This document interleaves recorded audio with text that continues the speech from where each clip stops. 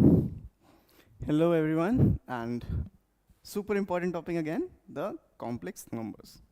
So complex numbers ना देखने में ज़रूर आपको अजीबोगरीब लगेंगे, डरावने लगेंगे और मे भी बहुत सारे थॉट्स आपके मन में आ रहे हैं उन नंबर्स को लेके, बट एक बार आप यूज टू हो जाओगे तो नंबर्स ये कुछ भी नहीं है, बहुत ज़्यादा आसान है, ठीक है। जस्ट लाइक रियल नंबर्स, इनकी दुनिया अपनी अलग है।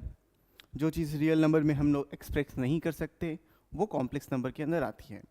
और जो रियल नंबर्स हमारे होते हैं, जो हम सबसे बड़ा सेट मानते हैं, वो कॉम्प्लेक्स नंबर का बहुत ही ज़्यादा छोटा सा एक पार्ट है, लाइक बहुत छोटा सा एक पार्ट है कॉम्प्लेक्स नंबर्स का।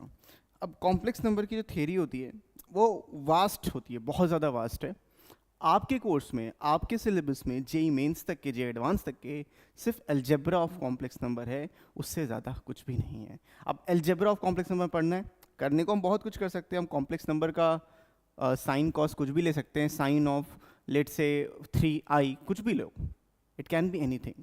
तो कॉम्प्लेक्स नंबर एज ए से it can be anything, but the only problem is या ओनली थिंग इज कि आपको बहुत ही लिमिटेड चीज़ें यहाँ पे पढ़नी हैं। तो we are going to start with basics. Real number क्या होते हैं, इमेजिनरी नंबर क्या होते हैं, देन आते हैं कॉम्प्लेक्स नंबर क्या होते हैं।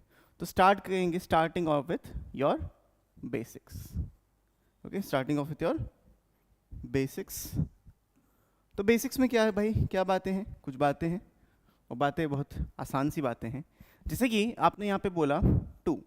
अब ये 2 एक रियल नंबर भी है, नेचुरल नंबर भी है, होल नंबर भी है, रैशनल नंबर भी है। लेकिन अगर इसी 2 के ऊपर मैं एक रूट लगा देता हूँ, अगर इसी 2 के ऊपर मैं एक रूट लगा देता हूँ तो ये एक इरैशनल नंबर बनेगा। तो ये ओवरऑल जो नंबर बन रहा है वो एक इरैशनल नंबर है, लेकिन ऑल इन ऑल वो एक रियल नंबर है। इरैशनल नंबर भी रियल नंबर होते हैं। अब ध्यान देने वाली बात ये है कि जो ये स्क्वायर रूट लगा है, इसके अंदर ये जो वैल्यू है, ये पॉजिटिव है। जो यहाँ पे स्क्वायर रूट लगा है आपका, इसके अंदर जो ये वैल्यू है ये आपकी पॉजिटिव होनी चाहिए।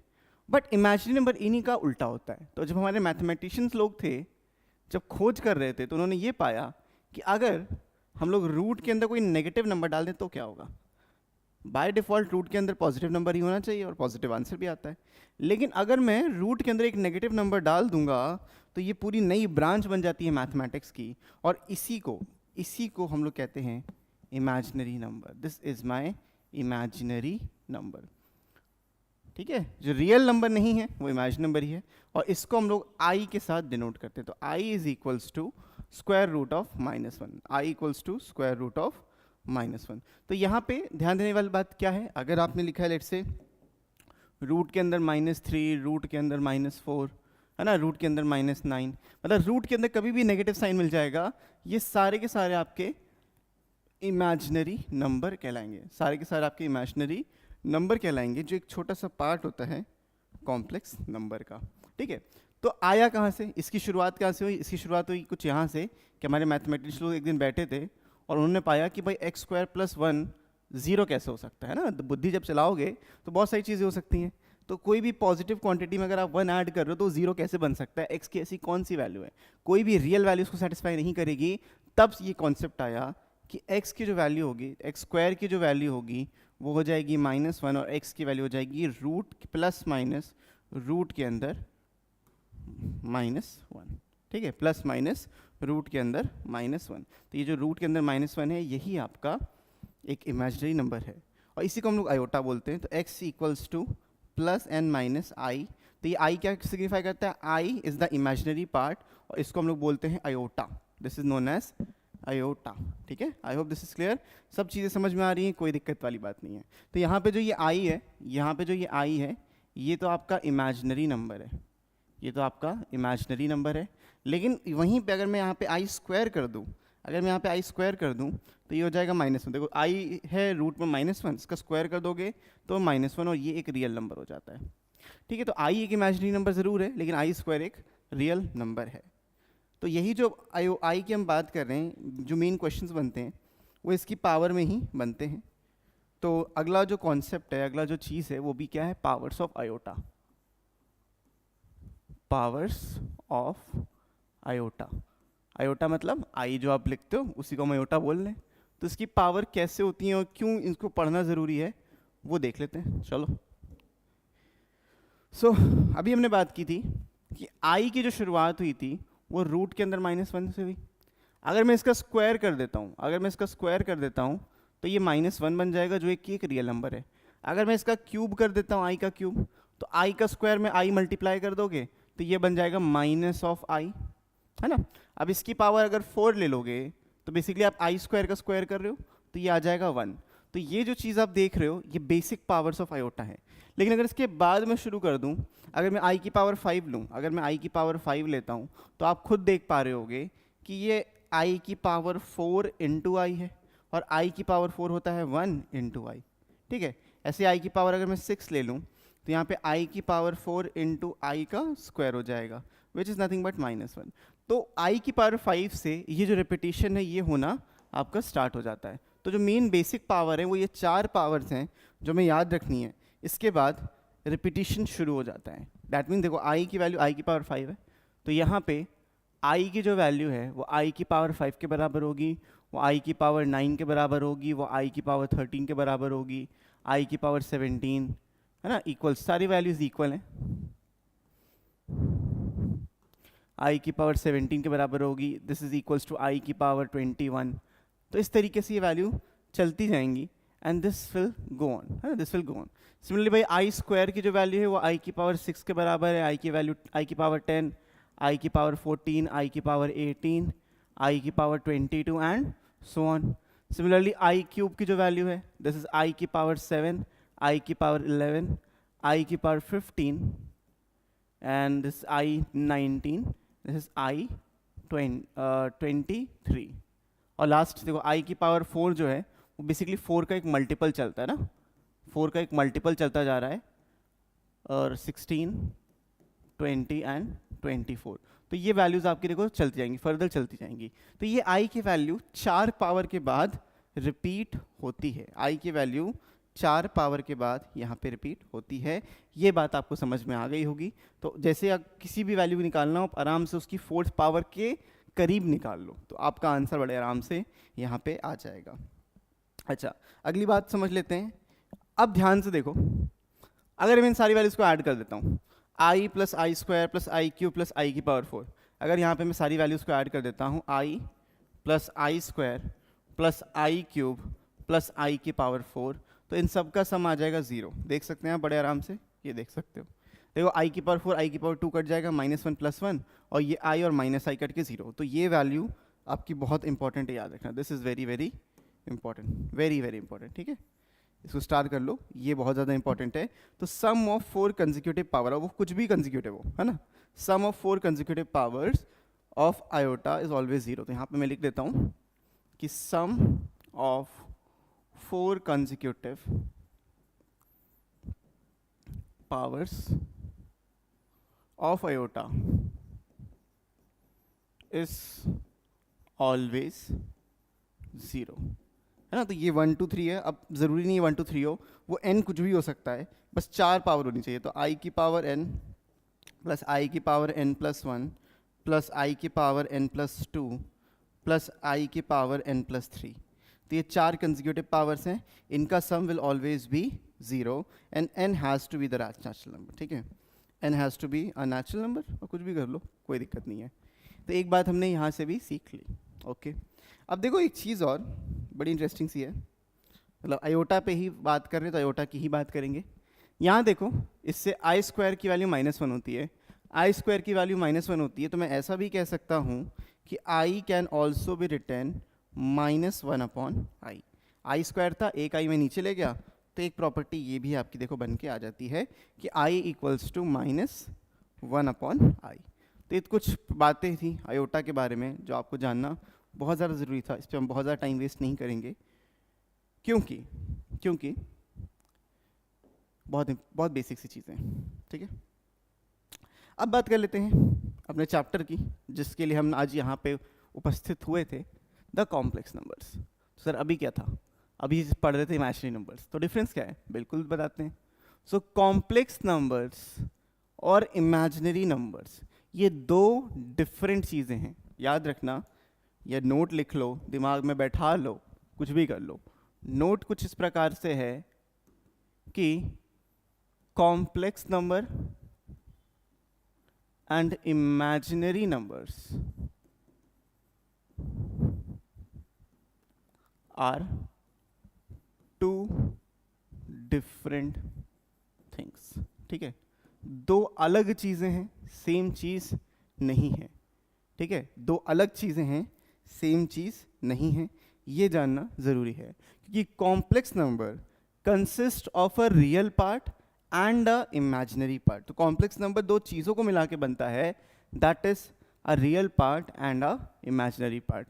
तो कॉम्प्लेक्स नंबर को हम यहाँ पे जनरली z से डिनोट करते हैं और z को लिखते हैं a plus i into b, ठीक है, z equals to a plus i into b. अब देखो इसमें बहुत सारी चीज़ें हैं, बहुत कुछ सीखोगे यहाँ पे बेटा, बहुत अच्छी चीज़ें सीखोगे। तो यहाँ पे जो आपका ये a है, जो यहाँ पे ये आपका a है, सिर्फ ये a है, इसको हम लोग कहते हैं रियल पार्ट। ये जो a है ये हमारा कहलाता है real part of a complex number. And जो ये b है, ये वाला पार्ट जो है, इसको हम लोग कहते हैं imaginary part. This is known as the imaginary part. Although यहाँ पे जो a और b हैं दोनों रियल नंबर होंगे, a और b जो हैं आपके दोनों ही रियल नंबर होंगे, लेकिन पार्ट जो होता है, जो i के साथ लगा होता है, उसको इमेजिनरी पार्ट कहते हैं। i को इमेजिनरी पार्ट नहीं कहते, जो i के साथ लगा होता है वो इमेजिनरी पार्ट आपका कहलाता है, ठीक है। तो आप किसी भी तरीके के नंबर सोच के लिख सकते हो। आप लिख सकते हो 1 minus 2 iota, 5 plus 6 iota, 7 minus 3 iota, है ना, या फिर माइनस आयोटा, तो इसको हम इस तरीके 0 माइनस 1 आयोटा भी बोल सकते थे, राइट। इवन मैं लिख सकता हूँ 5 plus 3 iota and so on. तो इस तरीके से जितने भी आप नंबर सोच सकते हो, लिख सकते हो, जितने भी नंबर आप सोच सकते हो मैथमेटिक्स में, सारे के सारे नंबर आपके कॉम्प्लेक्स नंबर्स होते हैं। All the number in mathematics are complex numbers, ठीक है। तो ये बेसिक सी बात अगर आप समझ गए हो तो बहुत कुछ सीख लिया आपने ज़िंदगी में, ठीक है। तो यहाँ पे z जो है, z एक कॉम्प्लेक्स नंबर होता है, ओके। तो इसी z के बारे में कुछ और बातें कर लेते हैं, इसी z के बारे में कुछ और चीज़ें जान लेते हैं।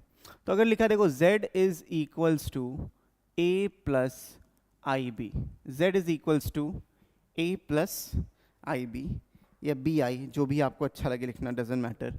यहाँ पे जानने वाली बात यह है कि जो a और b हैं वो आपके रियल नंबर है, a और b are real number, but जो b है वो इमेजिनरी पार्ट है। तो ये छोटी छोटी चीज़ें हैं जो जानना बहुत ही ज़्यादा आपके लिए ज़रूरी है।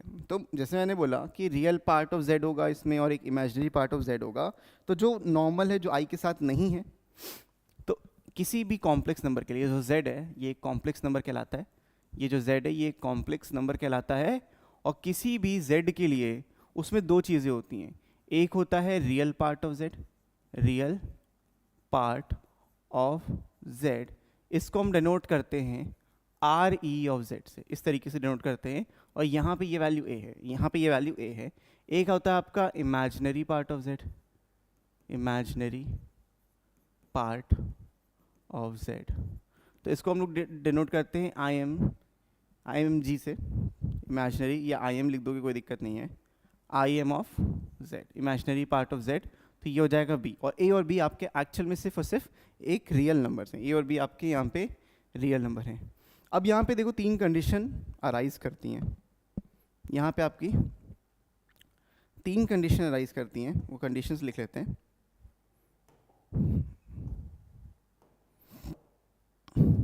देखो, लेट्स मेक 3 कंडीशंस।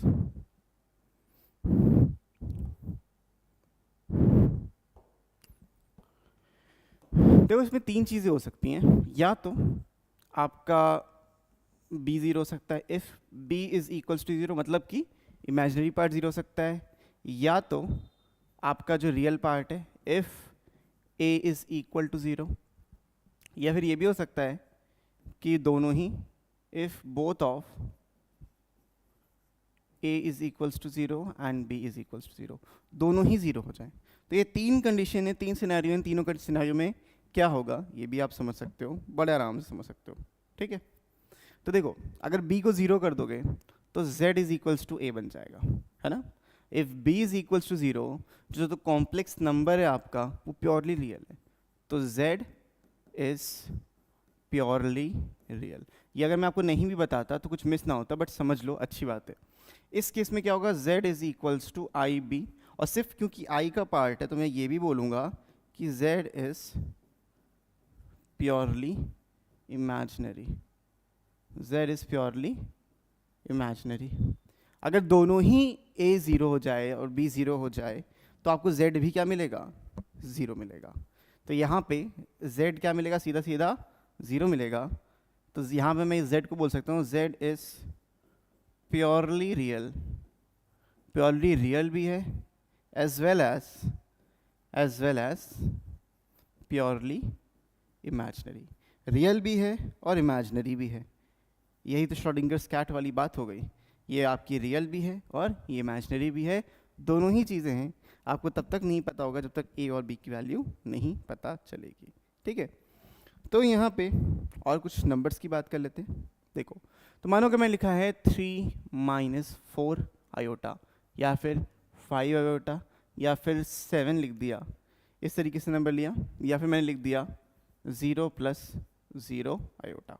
अब इसको आप ऑब्जर्व करो, पहले वाले केस में कुछ भी 0 नहीं है, ना a 0 है ना b 0 है, तो ऐसे को हम लोग कहते हैं कॉम्प्लेक्स नंबर। सिर्फ क्या है, सीधा प्योरली कॉम्प्लेक्स, एक कॉम्प्लेक्स नंबर है जिसमें रियल पार्ट भी है और इमेजिनरी पार्ट भी है। ये नंबर कहलाता है प्योरली इमेजिनरी, क्योंकि इसमें कोई रियल पार्ट नहीं है, इसमें कोई भी आपका रियल पार्ट नहीं है। ये कहलाता है प्योरली रियल, है ना, जैसे नंबर्स हम डे टू डे लाइफ में पढ़ते हैं, वही वाला ये 7 है। और ये वाला जो होता है, ये होता है purely real as well as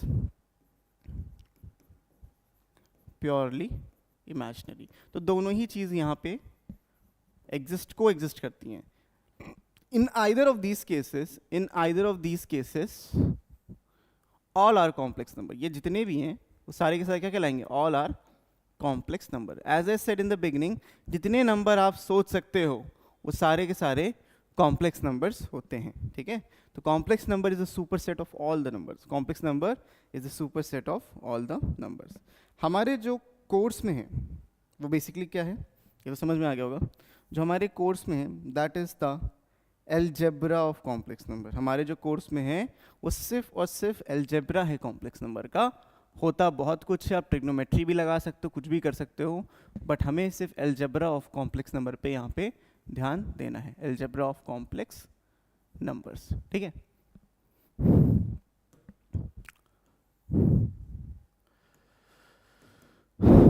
okay, देखो, अब जैसे आपके रियल नंबर्स का एलजेब्रा होता है वैसे कॉम्प्लेक्स नंबर का भी एलजेब्रा एग्जिस्ट करता है। जैसे आप रियल नंबर को ऐड, सब्ट्रैक्ट, मल्टीप्लाई और डिवाइड करते हो, वैसे ही कॉम्प्लेक्स नंबर को भी ऐड, सब्ट्रैक्ट, मल्टीप्लाई, डिवाइड कर सकते हो, उनकी पावर ले सकते हो, कुछ भी कर सकते हो, ठीक है। तो यहाँ पे समझ लेते हैं, कई चीज़ें समझेंगे। पहली चीज़, हमें एडिशन आना चाहिए कॉम्प्लेक्स नंबर का, मैं इसी स्लाइड में आपको समझाने की कोशिश करूँगा। एडिशन आना चाहिए। दूसरी चीज़, आपको सब्ट्रैक्शन आना चाहिए। तीसरी चीज़, आपको मल्टीप्लिकेशन आना चाहिए।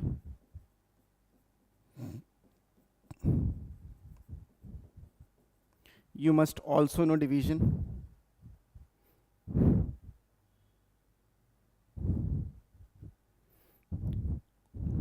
You must also know division of complex number. Also, तुम्हें पता होना चाहिए कि पावर्स कैसे निकालते हैं, पावर्स ऑफ कॉम्प्लेक्स नंबर। यहाँ कॉम्प्लेक्स नंबर की पावर की बात कर रहा हूँ, आयोटा की नहीं, इमेजिनरी नंबर की नहीं, सिर्फ कॉम्प्लेक्स नंबर की। तो कॉम्प्लेक्स नंबर पार्ट होता है इमेजिनरी का पार्ट होता है एक, और एक रियल पार्ट को कोएग्जिस्ट करके बनता है। तो मेरे को पढ़ना है एडिशन के बारे में, मेरे को पढ़ना है सब्ट्रैक्शन के बारे में, multiplication, division and powers of complex numbers. तो इतना हमें चीज़ें पढ़नी है। स्टार्ट करते हैं इससे, एडिशन से। तो जिस तरीके से, जिस प्रकार से आप नंबर का एडिशन करते हो, वैसे आप कॉम्प्लेक्स नंबर का भी एडिशन कर सकते हो। तो अगर मैंने लिखा है 3 + 4 आयोटा + 5 - 6 आयोटा, कुछ इस तरीके से एडिशन अगर मुझे करना है तो मैं डायरेक्टली इनको ऐड कर सकता हूँ। व्हाट आई कैन डू, अच्छा इसको ऐसे प्लस ले लेते हैं, मैं डायरेक्टली इनको ऐड कर सकता हूँ। बट जब मैं एडिशन कर रहा हूँ, एक बात का मेरे को ध्यान देना है। वो बात क्या है कि रियल वाला पार्ट रियल वाले के साथ ऐड होगा और कॉम्प्लेक्स वाला पार्ट कॉम्प्लेक्स वाले के साथ ऐड होगा। यानी 5 + 3 आपका हो जाता है 8 प्लस, और 4 + 6 हो जाता है 10, तो 10 ऑफ i, दैट्स इट। ये होता है addition of complex number. Similar basis पे मैं सब्ट्रैक्शन भी कर सकता हूँ. Let's say 3 plus 4 iota minus 5 plus 6 iota. मुझे इनको सब्ट्रैक्ट करना है, तो अभी जो ऊपर किया वही नीचे भी करना है, जैसे एडिशन वैसे सब्ट्रैक्शन. रियल से रियल माइनस करोगे तो -2 आ जाएगा. 4 में से 6 माइनस करोगे तो यहाँ भी -2 आएगा, लेकिन आई के साथ. तो ये हो जाता है इसका सब्ट्रैक्शन. सिमिलर बेसिस पे मल्टीप्लिकेशन भी होता है, मल्टीप्लिकेशन भी देख लीजिए. तो if I right 3 plus 4i और यहाँ पे 5 प्लस 6i, तो इस तरीके से मल्टीप्लाई करेंगे. अब मल्टीप्लिकेशन जैसे करते थे डिस्ट्रीब्यूटिव लॉ से, बस हमें वैसे ही यहाँ पे मल्टीप्लिकेशन को कर देना है. तो जो ये 3 है इन दोनों के साथ मल्टीप्लाई होगा, 4i दोनों के साथ मल्टीप्लाई होगा. तो जब आप मल्टीप्लिकेशन कर रहे होगे तो देखो क्या बनेगा. So this can be written as, देखो this can be written as 3 into 5 15, 3 into 6 18i, ठीक है. 4i इंटू 5 20i और 4i into 6i 24i square, 24 का i स्क्वायर. ध्यान दो भाई, ये तो 15 हो गया और ये हो जाएगा i स्क्वायर की वैल्यू -1 होती है, तो यहाँ पे मिलेगा -9, ठीक है. 24i स्क्वायर यानी -24 प्लस 15 -9, और यहाँ पे जब आप ऐड करोगे 38i मिल जाएगा. क्या ये बात समझ में आ गई? ठीक है. I hope this is clear to all of you. तो इस तरीके से कॉम्प्लेक्स नंबर का मल्टीप्लिकेशन भी आप कर सकते हो. डिवीजन की बात कर लेते हैं. जब आपको डिवीजन करने को बोला जाए, for example if I am saying कि you have to divide 2 plus 2i divided by 1 minus i, तो दो कॉम्प्लेक्स नंबर का मैं डिवीजन कर रहा हूँ. सो डिवीजन करने का मतलब यहाँ पे सिंपल होता है कि मैं कॉन्जुगेट से मल्टीप्लाई और डिवाइड कर दूँ. कॉन्जुगेट अभी हम आगे पढ़ेंगे, बहुत इंपॉर्टेंट टॉपिक है. तो कॉन्जुगेट बेसिकली होता क्या है, जो डिनोमिनेटर है जिसमें i का साइन है उसके अपोजिट साइन से हमें मल्टीप्लाई डिवाइड करना होता है. तो ये हो जाएगा बेटा 1 plus i divided by 1 plus i. तो वैन यू मल्टी, अब देखो बेसिकली हमें मल्टीप्लाई करना है यहाँ पे. तो मल्टीप्लाई करने के बाद तो 2 ये 2 हो जाएगा, ये प्लस में 2i हो जाएगा, यहाँ पे 2i इंटू 1 एक और 2i आ जाएगा, और 2i इंटू आई तो ये -2 आ जाएगा. 2i इंटू आई 2i स्क्वायर हो गया -1. यहाँ पे a प्लस बी लगाओगे तो 1 माइनस आई स्क्वायर आ जाएगा. तो ले दे के ऊपर आपके पास बचेगा 2 से 2 गया, आपके पास बचा 4i डिवाइडेड बाई 2, क्योंकि आई स्क्वायर -1 होता है, आंसर आ गया 2i. तो डिवाइड हम कुछ इस प्रकार से कर लेते हैं. ठीक है. डिवीजन करने का प्रोसेस कॉम्प्लेक्स नंबर का इसी तरीके से होता है. और जैसे जैसे आप पावर्स लिखते थे, होल स्क्वायर करते थे, वैसे यहाँ पे भी पावर्स ऑफ कॉम्प्लेक्स नंबर होती है. तो अगर मैं लिखता हूँ भाई 2 प्लस 3 आयोटा का होल स्क्वायर, तो ये हो जाएगा भाई a square plus b square plus में 2ab, तो 2 2 4 3 12i. ये आपका आंसर आ जाएगा -5 प्लस 12i. तो जैसे आप पावर लेते थे आप ले सकते हो, कोई भी पावर ले सकते हो, nth power can be anything. ठीक है. तो आप ऐसा लिखना चाहो ये भी लिख सकते हो भाई. हम लिख सकते हैं रूट में 1 प्लस आई, हम स्क्वायर रूट भी निकाल सकते हैं. वी कैन ऑल्सो टेक कि भाई 1 प्लस आई है या i प्लस 1, इस तरीके से लिख के वी कैन से 1 माइनस आई. तो कॉम्प्लेक्स नंबर की पावर भी कॉम्प्लेक्स नंबर लिया जा सकता है. तो ये सब चीज़ें खैर आपके कोर्स में नहीं कि कॉम्प्लेक्स नंबर की पावर कॉम्प्लेक्स नंबर ले रहे हो, उसकी हमें ज़रूरत नहीं है, लेकिन जितना था वो यहाँ पे मैंने कवर कर लिया. ठीक है. लेकिन ऑब्वियसली स्क्वायर रूट तो है, तो स्क्वायर रूट करने के मैं आपको 2 तरीके यहाँ बताऊँगा. दोनों तरीके इंपॉर्टेंट हैं और समझना ज़रूरी भी है अच्छे से.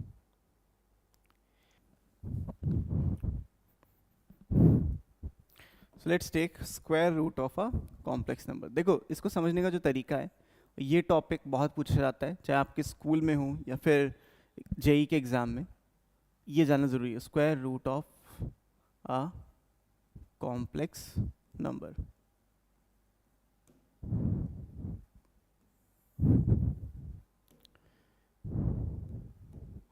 ठीक है.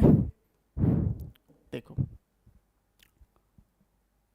सो लेट्स से आपको निकालना है रूट के अंदर 3 प्लस 4i की वैल्यू. इसका स्क्वायर रूट लेने का जो तरीका होता है वो क्या होता है, इसको आप अज्यूम कर लो जो इसका आंसर निकल के आएगा वो आएगा a प्लस आई बी, है ना. इसका जो आंसर निकल के आएगा वो आएगा a प्लस आई बी. इसके बाद स्क्वायर बोथ द साइड्स करो. जब आप स्क्वायरिंग करोगे तो यहाँ से ये पाओगे कि भाई ये तो मिलेगा 3+4i, ये तो मिलेगा 3+4i, और यहाँ पे मैंने स्क्वायर किया था तो a square minus b square और प्लस में 2ab इंटू आई हो जाएगा। करेक्ट? ये बात समझ में आ रही कैसे भाई? देखो अभी यहाँ पे स्क्वायर किया था ना, a square plus b square, और क्योंकि बी स्क्वायर में आई स्क्वायर आता है तो मैंने पहले ही माइनस लिख दिया। तो आपको सिर्फ यहाँ पे करना क्या है, a square minus b square को 3 के बराबर रख लेना है, और 2ab को, और आपको 2ab को यहाँ पे 4 के बराबर रख लेना है। नाउ अगर आप इसको सॉल्व करोगे, you'll get the value of a and b, right? You'll get the value of a and b, but the problem is कि ये थोड़ा सा लेंदी कैलकुलेशन हो जाता है, फाइंड a and b। तो यहाँ से आपको वैल्यूज तो मिल जाएंगी no doubt, but may be lengthy calculation में आप फंस सकते हो। तो इसका जो दूसरा तरीका है वो क्या है, तरीका नंबर 2। तो ये था आपका मेथड नंबर 1 कि आपको इसको a प्लस आई बी लेके देन स्क्वायर कर लेना था। मेथड नंबर 2 देखते हैं, मेथड नंबर 2। सो मेथड नंबर 2 ये कहता है कि अगर आपके पास इस तरीके से लिखा है रूट में 3+4i, तो ऑब्वियसली आपको लेना तो यही है कि this is a plus i b का फॉर्म, है ना। देन स्क्वायर भी करोगे, स्क्वायर करना कोई बहुत बड़ी बात नहीं, तो रूट हटेगा 3+4i स्क्वायर आएगा, और यहाँ से मिलेगा a square minus b square plus 2i into a b, right. 2i into a b इस तरीके से लिख सकते हो। तो यहाँ पे तुम्हें लगेगा कि सब सेम ही तो आ रहा है, तो a square minus b square की वैल्यू तो 3 होगी, और 2ab की वैल्यू कंपेयर करने के बाद 4 होगी। लेकिन ये करने की हमें ज़रूरत नहीं है। व्हाट विल डू इज कि ये वाली जो चीज़ थी इसका आपको मॉडुलस ले लेना है, टेक मॉडुलस। अब मॉडुलस क्या होता है अभी हम आगे बताएंगे, क्योंकि बहुत ज़्यादा इंपॉर्टेंट है। मॉडुलस क्या होता है, दोनों साइड की वैल्यूज़ को बस हमें निकालना है। कैसे निकालेंगे, देखो जब आप मॉडुलस ले रहे होगे तो आपको मिलेगा कि भाई रूट के अंदर इनकी वैल्यूज़ का स्क्वायर, यानी कि रूट के अंदर 3 स्क्वायर प्लस 4 स्क्वायर, ये वैल्यू मिलेगी। रूट के अंदर 3 स्क्वायर प्लस 4 स्क्वायर आपको मिल जाएगा। यहाँ 2 रूट क्यों लगाएं, क्योंकि ऑलरेडी एक रूट लगा था, इज इक्वल टू, और यहाँ पे एक सिंगल रूट लगेगा a square plus b square का। यहाँ से ये वाला मॉडुलस से हट जाएगा, तो a square plus b square की जो वैल्यू आएगी, देखो 3 स्क्वायर प्लस 4 स्क्वायर 25 का रूट 5, तो a square plus b square 5 आ गया। तो नाउ आपको एक इक्वेशन मिल गई कि a square plus b square is equals to 5, और ये इक्वेशन यहाँ यूज़ कर लेंगे, a square minus b square is equals to 3। इसको सॉल्व करना ज़्यादा आसान है, इसको सॉल्व करके a स्क्वायर a b की वैल्यू निकालना आपके लिए ज़्यादा आसान होगा, कंपैरेटिवली ये ज़्यादा आसान होगा। तो दीज आर द 2 मेथड्स जो हम स्क्वायर रूट निकालने के लिए यूज़ करते हैं, ठीक है।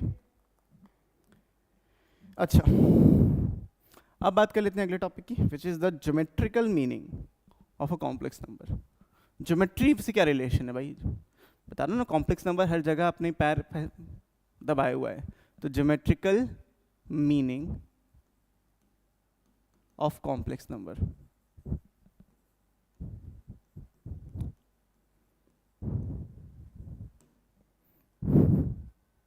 हाँ तो देखो, तो ज्योमेट्रिकल मीनिंग क्या कहती है, ये कहती है कि भाई जो कॉम्प्लेक्स नंबर है, ज्योमेट्रिकल मीनिंग सिंपली से ये चीज़ बोलती है कि जो कॉम्प्लेक्स नंबर है, कोई भी complex number, it represent a point in Argand plane. Argand plane क्या होता है, जिसमें आपका x और एक रियल एक्सिस होता है और एक इमेजिनरी एक्सिस होता है। So what I mean by that is कि Argand plane is something like this, जिसमें आपका एक y एक्सिस है और x एक्सिस है, लेकिन इसको हम x एक्सिस y एक्सिस ना बोल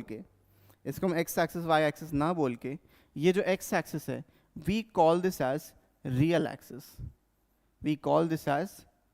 एक्सिस, एंड इसको हम लोग कहते हैं, इस वाले को हम लोग कहते हैं imaginary axis. This is known as imaginary axis, ठीक है। तो एक रियल एक्सिस हो जाता है, एक इमेजिनरी एक्सिस हो जाता है, और इन एक्सिस से जो ये प्लेन बन रहा है, इस पूरे प्लेन को we call as Argand plane, ठीक है। इसको हम लोग कहते हैं आर्गेंट प्लेन, जो एक रियल एक्सिस और इमेजिनरी एक्सिस की मदद से बनता है।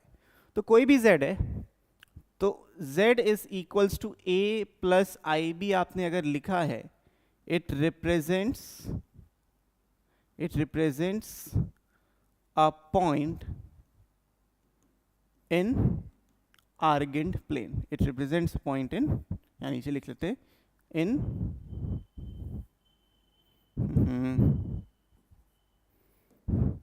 इन आर्गेंट प्लेन, ठीक है।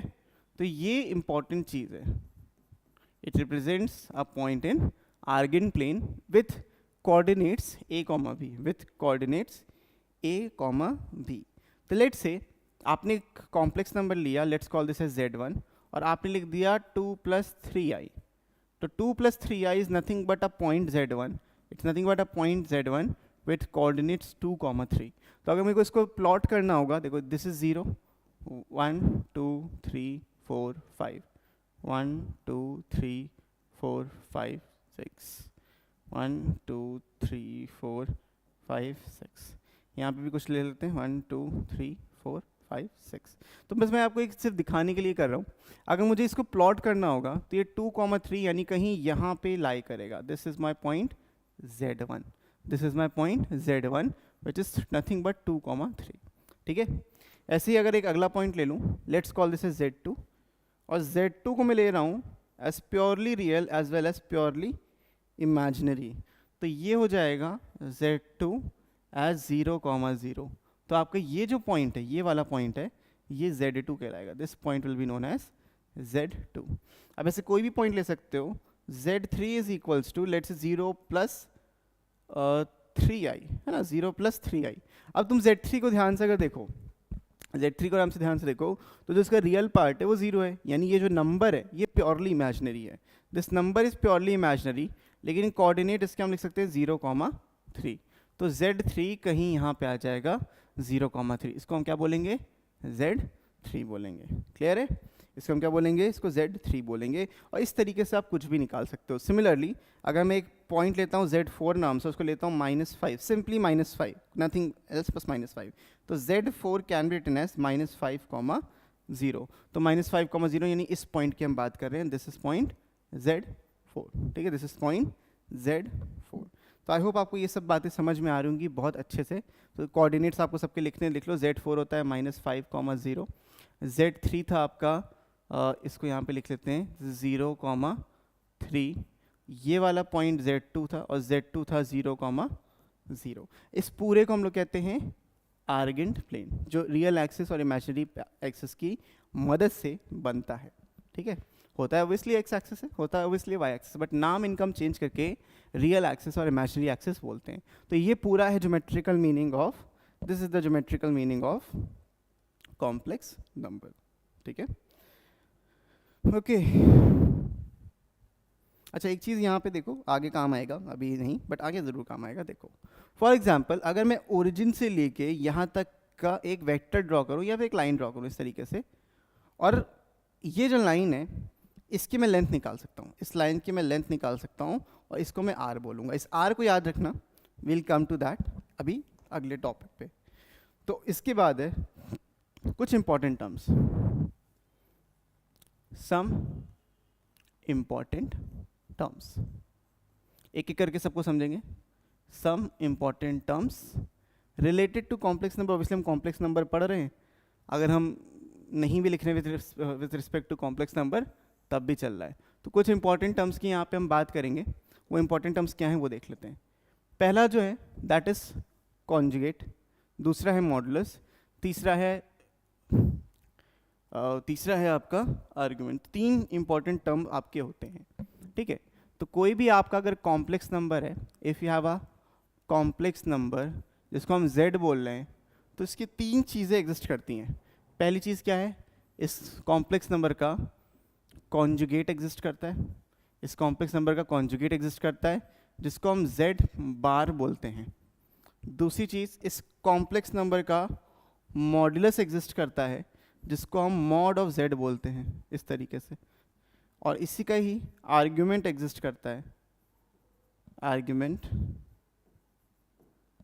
ऑफ कॉम्प्लेक्स नंबर, और इसको हम ARG ऑफ z पढ़ते हैं, है ना। इसको हटा दो इस तरीके से, आर्ग्यूमेंट एग्जिस्ट करता है। तो कॉन्जुगेट को हम बोलते हैं z बार, मॉडुलस को बोलते हैं मॉड ऑफ z, और आर्ग्यूमेंट को बोलते हैं ARG ऑफ z। तो इस तरीके से तीन चीज़ें हमारी यहाँ पे एग्जिस्ट करती हैं, कॉन्जुगेट, मॉडुलस एंड आर्ग्यूमेंट।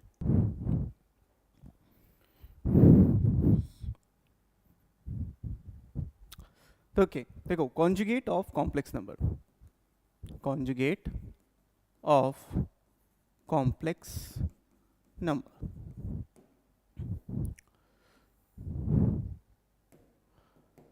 ठीक है। सो कॉन्जुगेट ऑफ कॉम्प्लेक्स नंबर का मतलब क्या होता है, सबसे पहले इसको समझ लो। आसान सी चीज़ है बट ज़रूरी चीज़ है।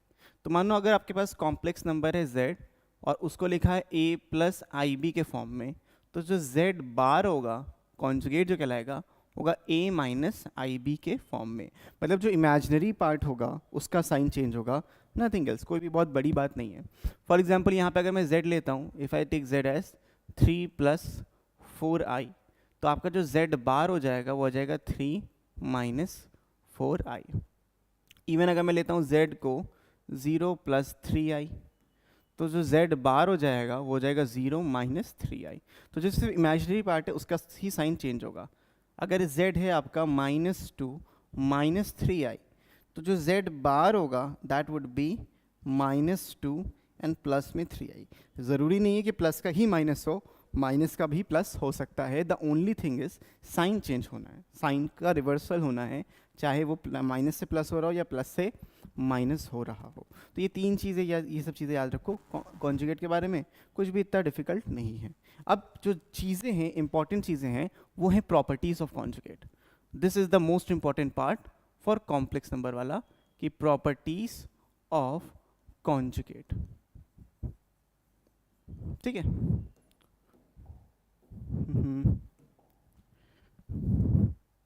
प्रॉपर्टीज ऑफ कॉन्जुगेट, कुछ प्रॉपर्टीज़ हैं जो आपको याद रखनी है कॉन्जुगेट के बारे में। आसान सी हैं, कुछ ज़्यादा डिफिकल्ट नहीं है। देखो, अगर आप, पहली प्रॉपर्टी ये है, अगर आप किसी भी कॉम्प्लेक्स नंबर में उसके कॉन्जुगेट को ऐड करोगे तो आपको उसके रियल पार्ट मिलेगा, उसका आपको सिर्फ रियल पार्ट ऑफ z मिलेगा। कैसे? अगर a प्लस आई बी में a माइनस आई बी को ऐड करोगे तो आई बी कट के 2a बचेगा, जो होता है रियल पार्ट। सिमिलरली अगर मैं लिखता हूँ z माइनस जेड बार, तो ये हो जाएगा twice of imaginary part of z, twice of imaginary part of z। I M G लिखो, आई एम लिखो, डजेंट मैटर, ये मिलेगा। और इमेजिनरी पार्ट ऑफ z एक रियल नंबर होता है, तो आपको यहाँ पे एक i लगाना पड़ेगा। तीसरी चीज़ क्या है? अगर आप कॉन्जुगेट का भी कॉन्जुगेट ले लो, कॉन्जुगेट का ही कॉन्जुगेट ले लो, यानी आप ओरिजिनल कॉम्प्लेक्स नंबर की यहाँ पे बात कर रहे हो। फोर्थ प्रॉपर्टी, अगर आप ऐड और सब्ट्रैक्ट कर रहे हो कॉन्जुगेट्स को, वो अलग करके भी करा जा सकता है। तो इट्स अ वेरी बेसिक चीज़ है, मतलब अलजेब्रा की ही बात करेंगे। अगर मैं यहाँ पे z1 प्लस z2 कर रहा हूँ, दो डिफरेंट कॉम्प्लेक्स नंबर का कॉन्जुगेट ऐड करके उसका कॉन्जुगेट लूँ, या कॉन्जुगेट लेके उनको ऐड करूँ, इट डजेंट मैटर। मैं ऐड करके कॉन्जुगेट लूँ या कॉन्जुगेट लेके ऐड करूँ, इट डजेंट मैटर। सिमिलरली अगर मैं लिया z1 माइनस z2, इसका कॉन्जुगेट ऐसे करना है, या फिर you need to do this z1 and minus z2, conjugate लेके सब्ट्रैक्ट कर लो, तभी सेम ही चीज़ मिलेगी। सिक्स चीज़, ऐसे अगर आप आपके पास दो कॉम्प्लेक्स नंबर हैं z1 z2 मल्टीप्लिकेशन में, तो अलग अलग भी कॉन्जुगेट लेके आप मल्टीप्लाई कर सकते हो। तो this is also possible. Similarly with division also, अगर आप लिख रहे हो z1 डिवाइडेड बाई z2, इस पूरे का होल कॉन्जुगेट, तो आप इंडिविजुअल कॉन्जुगेट भी ले सकते हो, z1 का कॉन्जुगेट डिवाइडेड बाय z2 का कॉन्जुगेट, इस तरीके से भी ये चलता है। एथ प्रॉपर्टी, अगर आप किसी की पावर n करके कॉन्जुगेट ले रहे हो या कॉन्जुगेट ले के पावर n कर रहे हो, and that is the same thing, ठीक है। तो ये 8 प्रॉपर्टीज़ हैं कॉन्जुगेट की जो आपको यहाँ पे याद रखनी है, ठीक है। तो बेसिक सी चीज़ थी। अब हम बात करते हैं मॉडुलस की। बहुत बेसिक था इसमें, अब मैं और क्या बताऊँ, कुछ और नहीं है, प्रॉपर्टीज़ हैं, एंड प्रॉपर्टीज़ को आपको याद रखना है। आगे बढ़ते हैं मॉडुलस पे। मॉडुलस ऑफ कॉम्प्लेक्स नंबर, देखो एक होता है मॉडुलस ऑफ रियल नंबर और एक होता है मॉडुलस ऑफ कॉम्प्लेक्स नंबर। तो मॉडुलस ऑफ रियल नंबर का मैंने एक अलग से वीडियो बनाया है, बहुत बढ़िया वीडियो है, बेहतरीन वीडियो है, उसको ज़रूर देखो, क्योंकि उससे 2 क्वेश्चंस या मिनिमम 1 क्वेश्चन तो आपको ज़रूर फंसेगा। और सिर्फ डायरेक्ट क्वेश्चन आए ना आए, किसी के साथ मिल के आ सकता है, क्वाड्रेटिक में आ सकता है, इनइक्वालिटी में आ सकता है, तो सब कुछ आपस में इंटरकनेक्टेड है। इसमें तो मॉडुलस अलग ही चीज़ है। तो अगर मैं बात कर रहा हूँ modulus of, if I am talking about modulus of complex number, it's a different thing, ठीक है। Modulus of complex number is a different thing. अब क्या है, बहुत सिंपल सा इसका लॉजिक है, देखो इंटरेस्टिंग लगेगा, इतना ज़्यादा कुछ डिफिकल्ट नहीं है। सो इफ आई से आपके पास z है, z is equals to a plus i b. Modulus को हम इस तरीके से बार लिखते हैं और जनरली इसको हम लोग r से डिनोट करते हैं, r is equals to mod of z। तो ये हो जाता है square root of a square plus b square. Modulus का भाई सिंपल सा जो मतलब है वो यही है, ठीक है, बात समझ में आई। अगर मैं ज्योमेट्रिकल मीनिंग की बात करूं, अगर मैं इसकी ज्योमेट्रिकल मीनिंग की बात करूं तो देखो क्या है, याद है मैंने बताया था आपको अभी स्टार्टिंग में जब मैं ग्राफ बता रहा था, तो ये जो है r, ये क्या है, this is basically mod of z1, this is basically mod of z1। तो जो मॉडुलस है that is distance of a point from the origin. तो इसको एज अ प्रॉपर्टी लिख लेते हैं, ज़्यादा मज़ा आएगी करने में। देखो आपके पास अगर ये कॉम्प्लेक्स नंबर इस तरीके से दिया है तो प्रॉपर्टीज़ के हिसाब से हम लिख सकते हैं। तो जो मॉड ऑफ z है, जो मॉड ऑफ z है is the distance of point z from the origin, है ना, फ्रॉम द ओरिजिन। तो प्रॉपर्टीज जैसा भी मैंने लिखा था वही लिखेंगे, बट प्रॉपर्टीज के फॉर्म में लिखते हैं। तो यानी कि भाई मॉड ऑफ z जो होता है उसकी वैल्यू होती है square root of a square plus b square, और क्योंकि ये स्क्वायर रूट है, पॉजिटिव स्क्वायर रूट है, तो mod of z will always be greater than equal to 0। 0 भी हो सकता है, बिल्कुल हो सकता है, लेकिन तभी होगा देखो डिस्टेंस 0 तभी हो सकता है तब जब आपका जो कॉम्प्लेक्स नंबर है वो हो कुछ तरीके से 0 प्लस 0i। ये इकलौता ऐसा कॉम्प्लेक्स नंबर है, ये इकलौता ऐसा कॉम्प्लेक्स नंबर इसका मॉडुलस 0 होता है, इज ओनली कॉम्प्लेक्स नंबर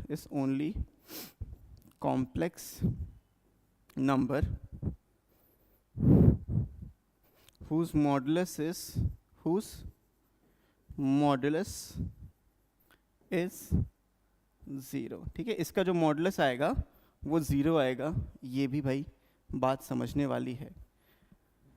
अच्छा, अगर आप चौथा प्रॉपर्टी, बहुत ही ज़्यादा इंपॉर्टेंट प्रॉपर्टी, अगर कभी भी आप z और उसके कॉन्जुगेट को मल्टीप्लाई कर रहे हो, कभी भी आप z और उसके कॉन्जुगेट को मल्टीप्लाई कर रहे हो, आपको हमेशा मिलेगा मॉड ऑफ z का whole square, mod of z का होल स्क्वायर ऑलवेज। तो ये एक इंपॉर्टेंट प्रॉपर्टी थी जो आपको पता होनी चाहिए।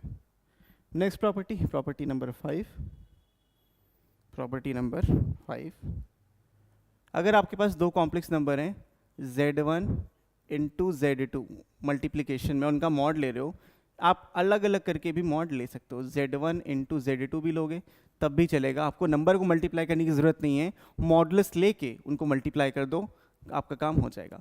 सिमिलरली अगर लिखा है आपका z1 डिवाइडेड बाय z2, तो यहाँ पे भी सेम काम करोगे, z1 डिवाइडेड बाय z2। तो अलग अलग मॉडुलस लेके भी आप अपना काम चला सकते हो। सेम चीज़ है पावर के साथ, भी। तो अगर आप ले रहे हो z की पावर n का मॉडुलस, इससे बेटर क्या है, z का पावर मॉडुलस ले लो, देन उसकी पावर ले लो। 8th पॉइंट, अगर आप मॉड ऑफ z ले रहे हो या उसके कॉन्जुगेट का मॉड ले रहे हो, दोनों सेम चीज़ आती है, ठीक है। कॉन्जुगेट का मॉड और z का mod will always be the same because it will always B a square plus b square, it doesn't matter, ठीक है। और जैसे मैंने अभी बताया कि भाई ज्योमेट्रिकल मीनिंग क्या होती है, geometrical meaning of mod set. अच्छा एक चीज़ समझना, बहुत इंटरेस्टिंग चीज़ है, देखो if I am making this axis, कुछ ज़्यादा ही टेढ़ा हो गया तो बेटर, देखो if I am taking a point z, यहाँ पे इस तरीके से मैं अगर z ले रहा हूँ तो इतना ही दूरी पे ये z बार हो जाएगा। तो जो यहाँ से ओरिजिन से लेके ये वाला जो डिस्टेंस है a प्लस आई बी वाला और a माइनस आई बी वाला, this distance will always be the same, ठीक है। तो ये आपका हो गया मॉड ऑफ z और ये हो गया आपका मॉड ऑफ z का कॉन्जुगेट, और दोनों वैल्यूज़ आपस में इक्वल होंगी, जैसे कि 8th पॉइंट में मैंने बोला था। तो ये वाली वैल्यू भी आराम से निकाल सकते हो बहुत easily. I hope this is clear to all of you. ठीक है, ये 9 प्रॉपर्टीज़ आपकी हो गई, लेकिन प्रॉपर्टीज़ यहीं पे ख़त्म नहीं होती हैं, आगे भी बात कुछ हम कर सकते हैं प्रॉपर्टीज़ के बारे में। तो देखो एक कोऑर्डिनेट एक्सिस बना लिया जाए, by making a coordinate axis something like this, और यहाँ पे 2 पॉइंट्स हैं, एक Z1 है और एक पॉइंट आपका Z2 है। और अगर आपको इनके बीच की ये डिस्टेंस कैलकुलेट करनी है, इनके बीच की वाली जो डिस्टेंस है ये कैलकुलेट करनी है, तो जो ये डिस्टेंस होगी हो जाएगी Z2 माइनस Z1 का मॉड। ठीक है, Z2 माइनस Z1 का मॉड। तो अगर ये पॉइंट A था, अगर ये पॉइंट A था आपका जो Z1 कहला रहा है, और ये पॉइंट B था जो Z2 कहला रहा है, तो it will be Z2 minus Z1 का मॉड। तो यहाँ पे लिखना चाहो वो भी लिख सकते हो कि भाई AB जो डिस्टेंस है that is mod of Z2 minus Z1, that's it. ठीक है, ओके। तो डिस्टेंस क्या होगा, ये basically distance between 2 complex numbers. तो इसको एज अ प्रॉपर्टी 10 भी ट्रीट कर सकते हो, एज अ प्रॉपर्टी 10। ठीक है, I hope this is clear to all of you. तो मॉडुलस के बारे में इतनी ही बात थी, कॉन्जुगेट के बारे में भी हमने बात कर ली। अब बात कर लेते हैं एक और इम्पॉर्टेंट टॉपिक की, दैट इज आर्ग्यूमेंट। अगली बात कर लेते हैं आर्ग्यूमेंट की। Argument of complex number, this is very important property of complex number, and बहुत ज़्यादा इससे चीज़ें आपको पूछी जाती हैं, तो थोड़ा सा ध्यान से इसको ध्यान फरमाना, गौर फरमाना, जो भी आपको फरमाना है फरमा लो, समझो बस, लेकिन समझना ज़रूरी है यहाँ पे। तो लेट्स से आपके पास ये आर्गन प्लेन है, this is your real axis, this is your imaginary axis. ठीक है, कुछ इस तरीके से दिया है। तो आर्ग्यूमेंट ऑफ अ जो कॉम्प्लेक्स नंबर होता है, ये बेसिकली आपकी एक ज्योमेट्रिकल प्रॉपर्टी होती है। This is your geometrical property. ठीक है, this is your geometrical property. And जो इंटरेस्टिंग बात है, इसको हम, जैसे मैंने बताया था आपको, इसको हम ARG ऑफ Z से डिनोट करते हैं। तो अगर मेरे पास Z is equals to A plus IB लिखा है, तो argument is nothing but theta, और theta can be written as argument of Z। ठीक है, आर्ग्यूमेंट ऑफ Z हम लिखते हैं। तो ये है क्या, this theta is the angle made by the complex angle made by the line joining the origin and point Z taken in anti-clockwise direction. ये चीज़ बच्चों याद रखना कि हमेशा जब भी आपसे थीटा पूछा जाएगा, एंटी क्लॉकवाइज डायरेक्शन में ही आपको इसको लेना है। फॉर एग्जांपल, आपका ये ओरिजिन था, ये आपका ओरिजिन है, और यहाँ पे कोई पॉइंट Z है, Z है A प्लस आई बी। ठीक है, Z है आपका A प्लस आई बी। अगर मैं यहाँ पे एक लाइन बनाऊँ इस पॉइंट को ज्वाइन करते हुए, if I make a line by joining these 2 points, Z को मैंने ज्वाइन कर लिया और ओरिजिन को मैंने ज्वाइन किया, तो जो एंगल इस डायरेक्शन में बन रहा है, जो एंगल इस डायरेक्शन में बन रहा है theta, this is known as the argument of Z। This is known as the argument of Z। और इसको मैं प्रूव भी कर सकता हूँ, but remember this as tan inverse B by A। tan inverse B by A याद रखना, ये आप डायरेक्टली लिख सकते हो, tan inverse B upon A, जहाँ पे B आपका इमेजिनरी पार्ट है, A आपका रियल पार्ट है, और ये जो Z है वो फर्स्ट क्वाड्रेंट के अंदर लाई करता है। तो यहाँ पे आप देख सकते हो जो आपका प्रिंसिपल आर्ग्यूमेंट होता है, जो आपका प्रिंसिपल आर्ग्यूमेंट होता है, प्रिंसिपल आर्ग्यूमेंट मतलब जो थीटा की वैल्यू है वो 0 से लेके 2 पाई के बीच में लाई करेगी। जो थीटा की वैल्यू है वो 0 से लेके 2 पाई के बीच में लाई करेगी, या आर्ग्यूमेंट ऑफ Z की वैल्यू इसी के बीच में लाई करेगी। कुछ एग्जाम्पल्स ले लेते हैं समझने के लिए, ताकि आप और अच्छे तरीके से समझ पाओ। तो लेट्स मेक फिगर्स अच्छे।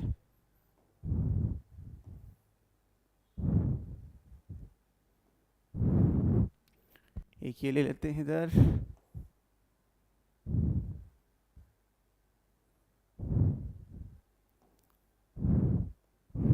ओके।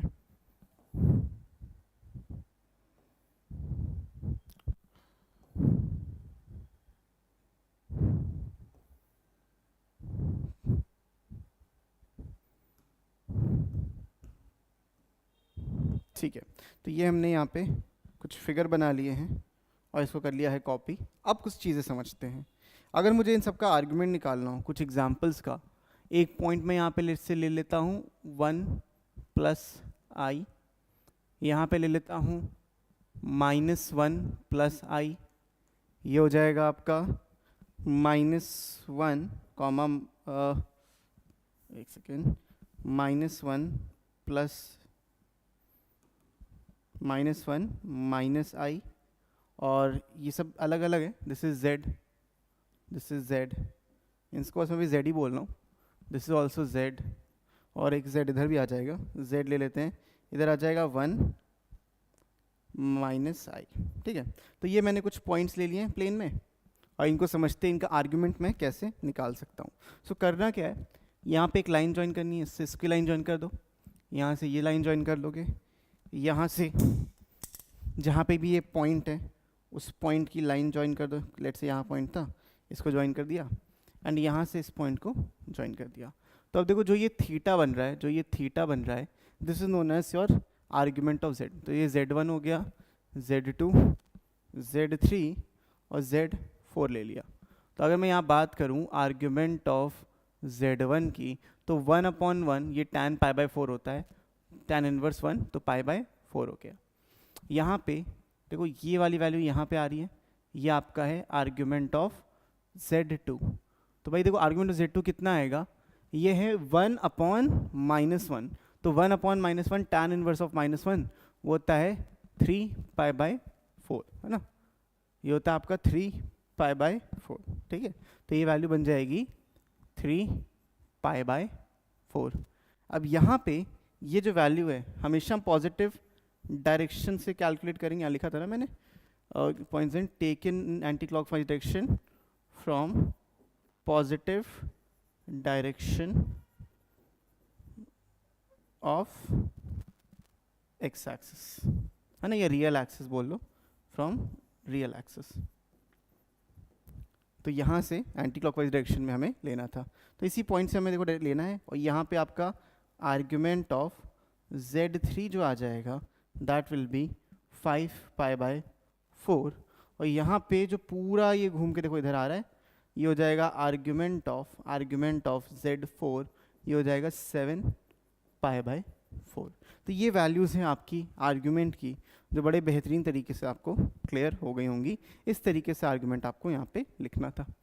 तो ये किसी भी रैंडम पॉइंट आर्ग्यूमेंट प्लेन में करोगे तो ये आपके आर्ग्यूमेंट की वैल्यू आ जाएगी। अब बात कर लेते हैं कुछ इसकी। लेट्स से जो मेरा z है वो यहाँ लाई कर रहा है, जो मेरा z है वो यहाँ लाई कर रहा है। Let's call this as z1 only, और z1 की जो मैं वैल्यू है वो दे सकता हूँ, z1 की जो वैल्यू है मैं दे सकता हूँ लेट्स से 6 + 0i। ये प्योरली रियल वाली बात हो गई। यहाँ पे ये वैल्यू मैं दे सकता हूँ, क्या ले लें इसको, let's take it as 0 + 6i। Okay, ये z2 ले लिया। यहाँ पे इस पे ले लेते हैं पॉइंट, वहाँ भी लोगे दे सकते हो, पाई आ जाएगा। यहाँ पे पॉइंट लेते हैं, इसको z5 ले लें क्या, z5, z6, let's take is z7, और यहाँ पे देखो माइनस साइड में है तो ये -3i ले लो, कोई दिक्कत नहीं है। और एक पॉइंट यहाँ पे ले लो समवेयर ओरिजिन पे, तो इसको हम लोग ले लेते हैं z8, और ये क्या हो गया 0 + 0i, ओरिजिन की हम बात कर रहे हैं। तो अगर मैं इन सबके आर्ग्यूमेंट को कैलकुलेट करूँ, देखो ये वाला जो आर्ग्यूमेंट है मैं पॉजिटिव डायरेक्शन के साथ बनाऊंगा लाइन, तो कुछ इस डायरेक्शन में लाइन बनेगी। तो आर्ग्यूमेंट ऑफ z5 की जो वैल्यू आ जाएगी वो आ जाएगी 0, 0/anything इज 0। यहाँ पे जो बनेगी लाइन, मतलब जो एंगल बनेगा वो एंगल ये बनेगा। तो आर्ग्यूमेंट ऑफ z6 की जो वैल्यू आ गई वो आ गई π/2, tan 90 है, समथिंग अपॉन 0 tan 90। यहाँ से ये वाली जो वैल्यू आएगी यहाँ से जो ये वाली वैल्यू आएगी that will be argument of z7, ये हो जाएगा 3π/2। और ये वाली वैल्यू जब ओरिजिन पे है तो argument of z8 is not defined, argument of z is not defined, 0/0 form defined नहीं होता, तो argument of z8 is not defined. आप ऐसा भी बोल सकते हो argument of origin is not defined, ठीक है। तो यू कैन ऑल्सो से कि argument at origin is not defined. तो कुछ कुछ चीज़ें कॉम्प्लेक्स नंबर में भी होती हैं जो डिफाइंड नहीं होती, डेफिनेशन प्रॉपरली नहीं होती, तो ये उसमें से कुछ एक है, ठीक है। I hope this is clear. अब बात करते हैं प्रॉपर्टीज़ ऑफ आर्ग्यूमेंट की। अब जो आर्ग्यूमेंट की प्रॉपर्टीज़ होती हैं वो बहुत हद तक या पूरी तरीके से ही आपकी लॉग की प्रॉपर्टीज़ की तरह होती हैं। तो जैसे लॉग में होता है वहीं यहाँ पे भी होता है। लॉग की प्रॉपर्टीज़ अगर आपको अच्छे से पता है तो आर्ग्यूमेंट की भी बहुत आराम से याद हो सकती हैं। और याद क्या, आपको तो पता ही होगा। देखो अगर मेरे पास लिखा है argument of z1 into z2, तो जैसे लॉग में दो नंबर अगर मल्टीप्लाई होते हैं तो इसको हम अलग अलग लिख सकते हैं। तो argument of z1 plus argument of z2, ठीक है। सिमिलरली अगर मेरे पास दिया हुआ है argument of z1 divided by z2, तो this can written as argument of z1 minus argument of z2। देखो एकदम लॉग वाली प्रॉपर्टीज यहाँ पे चल रही हैं। अच्छा एक चीज़ बस यहाँ पे याद रखना कि इन सब में हमें 2k पाई को मल्टीप्लाई करना है, हमें यहाँ पे 2k पाई को ऐड करना है, यहाँ पे 2k पाई को ऐड करना है। अब ये 2k पाई क्यों ऐड कर रहे हो, k क्या है, k बिलोंग्स टू इंटीजर, यहाँ पे k क्या है, k बिलोंग्स टू इंटीजर, क्योंकि ये वैल्यू बार बार रिपीट हो सकती हैं 2π इंटरवल के बाद, इसीलिए 2k पाई को हम यहाँ पे बस ऐड कर रहे हैं। प्रॉपर्टी सेम है, बस 2k पाई वाला थोड़ा सा ध्यान देना। तीसरी बात, अगर आपके पास लिखा है आर्ग्यूमेंट ऑफ z की पावर n, तो ये बन जाएगा n times argument of z, n times argument of z plus 2k pi, again k belongs to integer. तो देख सकते हो बहुत बेसिक सी प्रॉपर्टी हैं, एक्स्ट्रा आपको बस यही लगाना था, कोई इतना बहुत खास नहीं है। इवन अगर आप जितना भी बड़ा नंबर ले लो, अगर मैं लेता हूँ argument of let's say z1 की पावर a, z2 की पावर b, z3 की power c divided by z4 की power d, something like this, तो this can be written as, या z5 भी ले लो, इसकी पावर e ले लो, this can be written as a into argument of z1 plus b into argument of z2 plus c into argument of z3। अब क्योंकि डिनोमिनेटर की बात करेंगे तो माइनस में d argument of z4 minus e argument of z5, और यहाँ पे भी क्या लिखेंगे 2k पाई। तो सब में 2k पाई लिखते रहना, बाकी तो कोई दिक्कत वाली बात यहाँ पे नहीं है, ठीक है। सो ये बातें हमने कर ली आर्ग्यूमेंट के बारे में भी। अब बात कर लेते हैं कुछ different forms of complex number की, क्योंकि कॉम्प्लेक्स नंबर भी कई फॉर्म्स में एग्जिस्ट करते हैं, तो वो जानना भी ज़रूरी है। ओके देखो इस एक स्लाइड से आपकी काफ़ी ज़्यादा चीज़ें क्लियर होने वाली हैं। Different forms of complex number, different forms of complex number, ठीक है। अब जो कॉम्प्लेक्स नंबर है वो भी कई भिन्न भिन्न प्रकार से लिखा जा सकता है। वो भिन्न भिन्न प्रकार के हैं, देखो भाई हमारे पास तीन मेजर तरीके हैं कॉम्प्लेक्स नंबर को लिखने के, तीन मेजर तरीके हैं कॉम्प्लेक्स नंबर को लिखने के लिए। एक होता है आपका एल्जेब्रिक फॉर्म, एक होता है आपका ट्रिग्नोमेट्रिक फॉर्म, और एक होता है आपका ऑयलर्स फॉर्म, ठीक है। तीन तरीके होते हैं। सबसे पहला जो तरीका है दैट इज एल्जेब्रिक फॉर्म,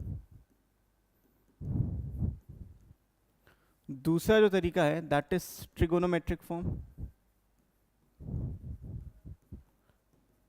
इसको ट्रिग्नोमेट्रिक फॉर्म भी बोल सकते हो, या फिर इसको आप पोलर फॉर्म भी बोल सकते हो। ट्रिग्नोमेट्रिक फॉर्म बोलो या फिर पोलर फॉर्म बोलो, आप सेम चीज़ बात करो, ठीक है। पोलर फॉर्म यही सबसे ज़्यादा इंपॉर्टेंट आपका होता है, ट्रिग्नोमेट्रिक फॉर्म या फिर पोलर फॉर्म।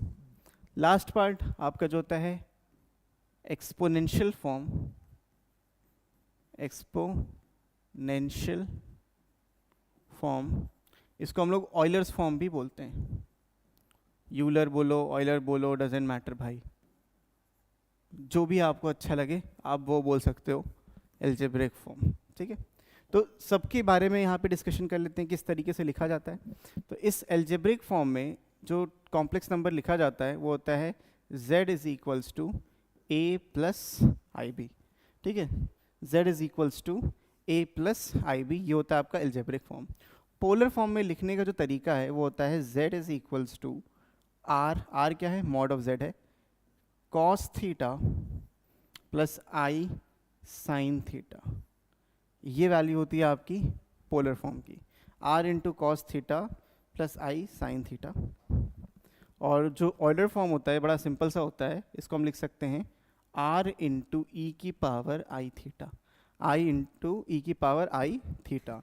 यहाँ पे थीटा वही चीज़ें जो हमने पढ़ी थी, जो 3 इंपॉर्टेंट टर्म्स पढ़े थे वो इसी दिन पे आने के लिए हमने पढ़े थे, कि थीटा, r और कॉन्जुगेट के बारे में जो हमने पढ़ा था, ठीक है।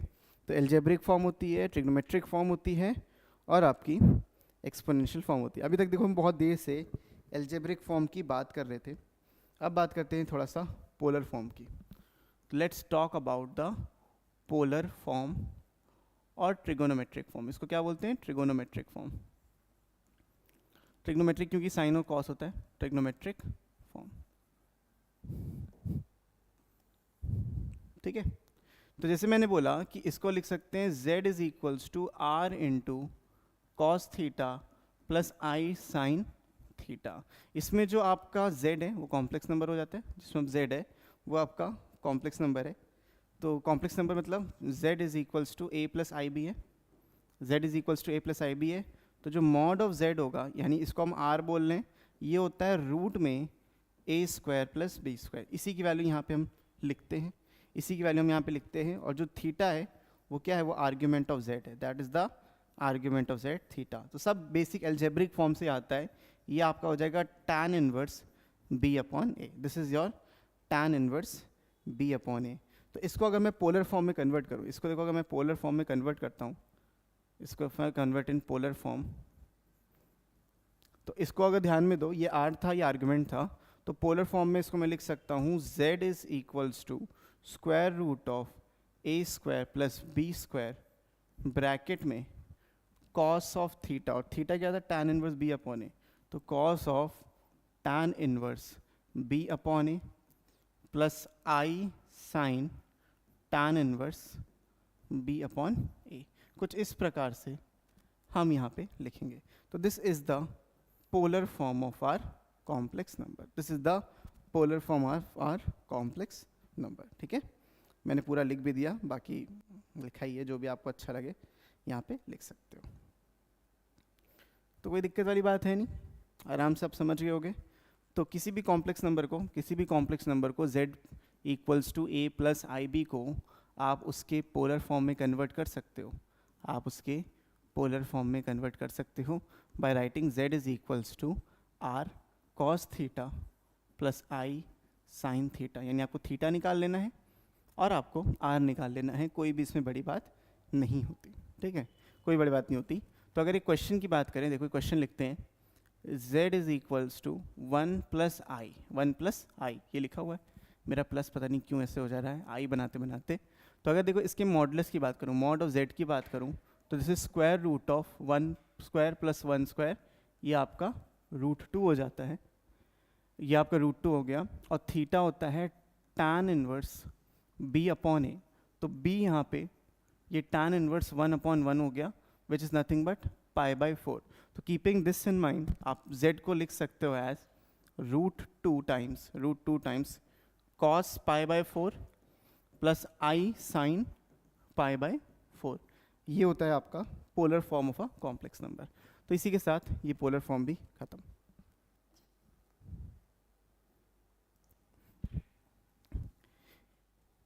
इसके बाद आपका आता है एक्सपोनेंशियल फॉर्म, या इसको हम ऑयलर्स फॉर्म भी बोलते हैं। तो एक्सपोनेंशियल फॉर्म हो या फिर ऑयलर्स फॉर्म, बेसिक सेम ही चीज़ है, ठीक है। And this is very very very very important property. इसको देखो किस तरीके से ये वर्क करती है। तो लेट्स से अभी आपने देखा था पोलर फॉर्म को, अभी आपने देखा था पोलर फॉर्म को कि z जो था वो था mod of z cos theta plus i sine theta, ठीक है, ये चीज़ थी। तो हमने क्या बोला कि इसको ना लिख के अब ये चीज़ लिख देंगे z is equals to mod of z e की power i theta, that's it. इसको ना लिख के हम अब इसको लिख देंगे। तो इसकी जगह पे क्या लिख रहे हैं, e की पावर आई थीटा। ये आपका पोलर फॉर्म हुआ करता था, ये आपका पोलर फॉर्म होता था, और ये आपका होता है ऑयलर्स फॉर्म। इसी को हम लोग कहते हैं ऑयलर्स फॉर्म या यूलर्स फॉर्म, जो भी आपको बोलने का मन करे, बट सही नाम है Euler's form. This is your Euler's form. तो अभी जो हमने क्वेश्चन किया था वही सेम क्वेश्चन यहाँ पे कर सकते हैं। क्वेश्चन था हमारा कि z is equals to 1 plus iota. अभी याद है कि मॉड ऑफ z हमारा आया था √2, मॉड ऑफ z आया था √2, और जो थीटा था वो π/4 आया था, थीटा आया था π/4। तो इस चीज़ को, इस कॉम्प्लेक्स नंबर को जो ये लिखा था, this can be written as √2 e की पावर i π/4। बस ये आंसर हो गया। तो ऑयलर्स फॉर्म में लिखना बड़ा आसान सी चीज़ है। अगर आपको पोलर फॉर्म समझ में एक बार आ गया तो Euler's form is nothing but, ठीक है, this is the Euler form of the complex number. आगे बात करते हैं, ये बहुत बेसिक सी चीज़ थी, इतना कुछ ज़्यादा है नहीं। द इम्पॉर्टेंट चीज़ जो बहुत पूछी जाती है जेई मेंस वगैरह में, द रोटेशन, इसको कहते हैं rotation, concept of rotation, concept of rotation. And याद रखो ये सिर्फ एक रिवीजन सीरीज़ है, इसमें पूरा कंसेप्ट नहीं समझाएंगे, वरना इसमें अगर मैं बात करने पे आऊँ तो इकलौता यही टॉपिक मैं 1 घंटा पढ़ा सकता हूँ। रोटेशन के बारे में हम आधा घंटा 1 घंटा आराम से बैठ के बातें कर सकते हैं, क्वेश्चंस कर सकते हैं और उसको समझने के लिए काम कर सकते हैं। लेकिन रोटेशन बड़ा इंटरेस्टिंग टॉपिक है। अब देखो होता क्या है, जनरल केस की बात कर रहे हैं। कभी भी आप कोई भी कॉम्प्लेक्स नंबर ले लो, समझ लो पहले, फिर इसका थियरी लिखते हैं।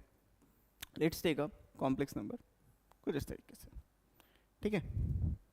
रोटेशन एक इंपॉर्टेंट कॉन्सेप्ट है जो आना ज़रूरी है।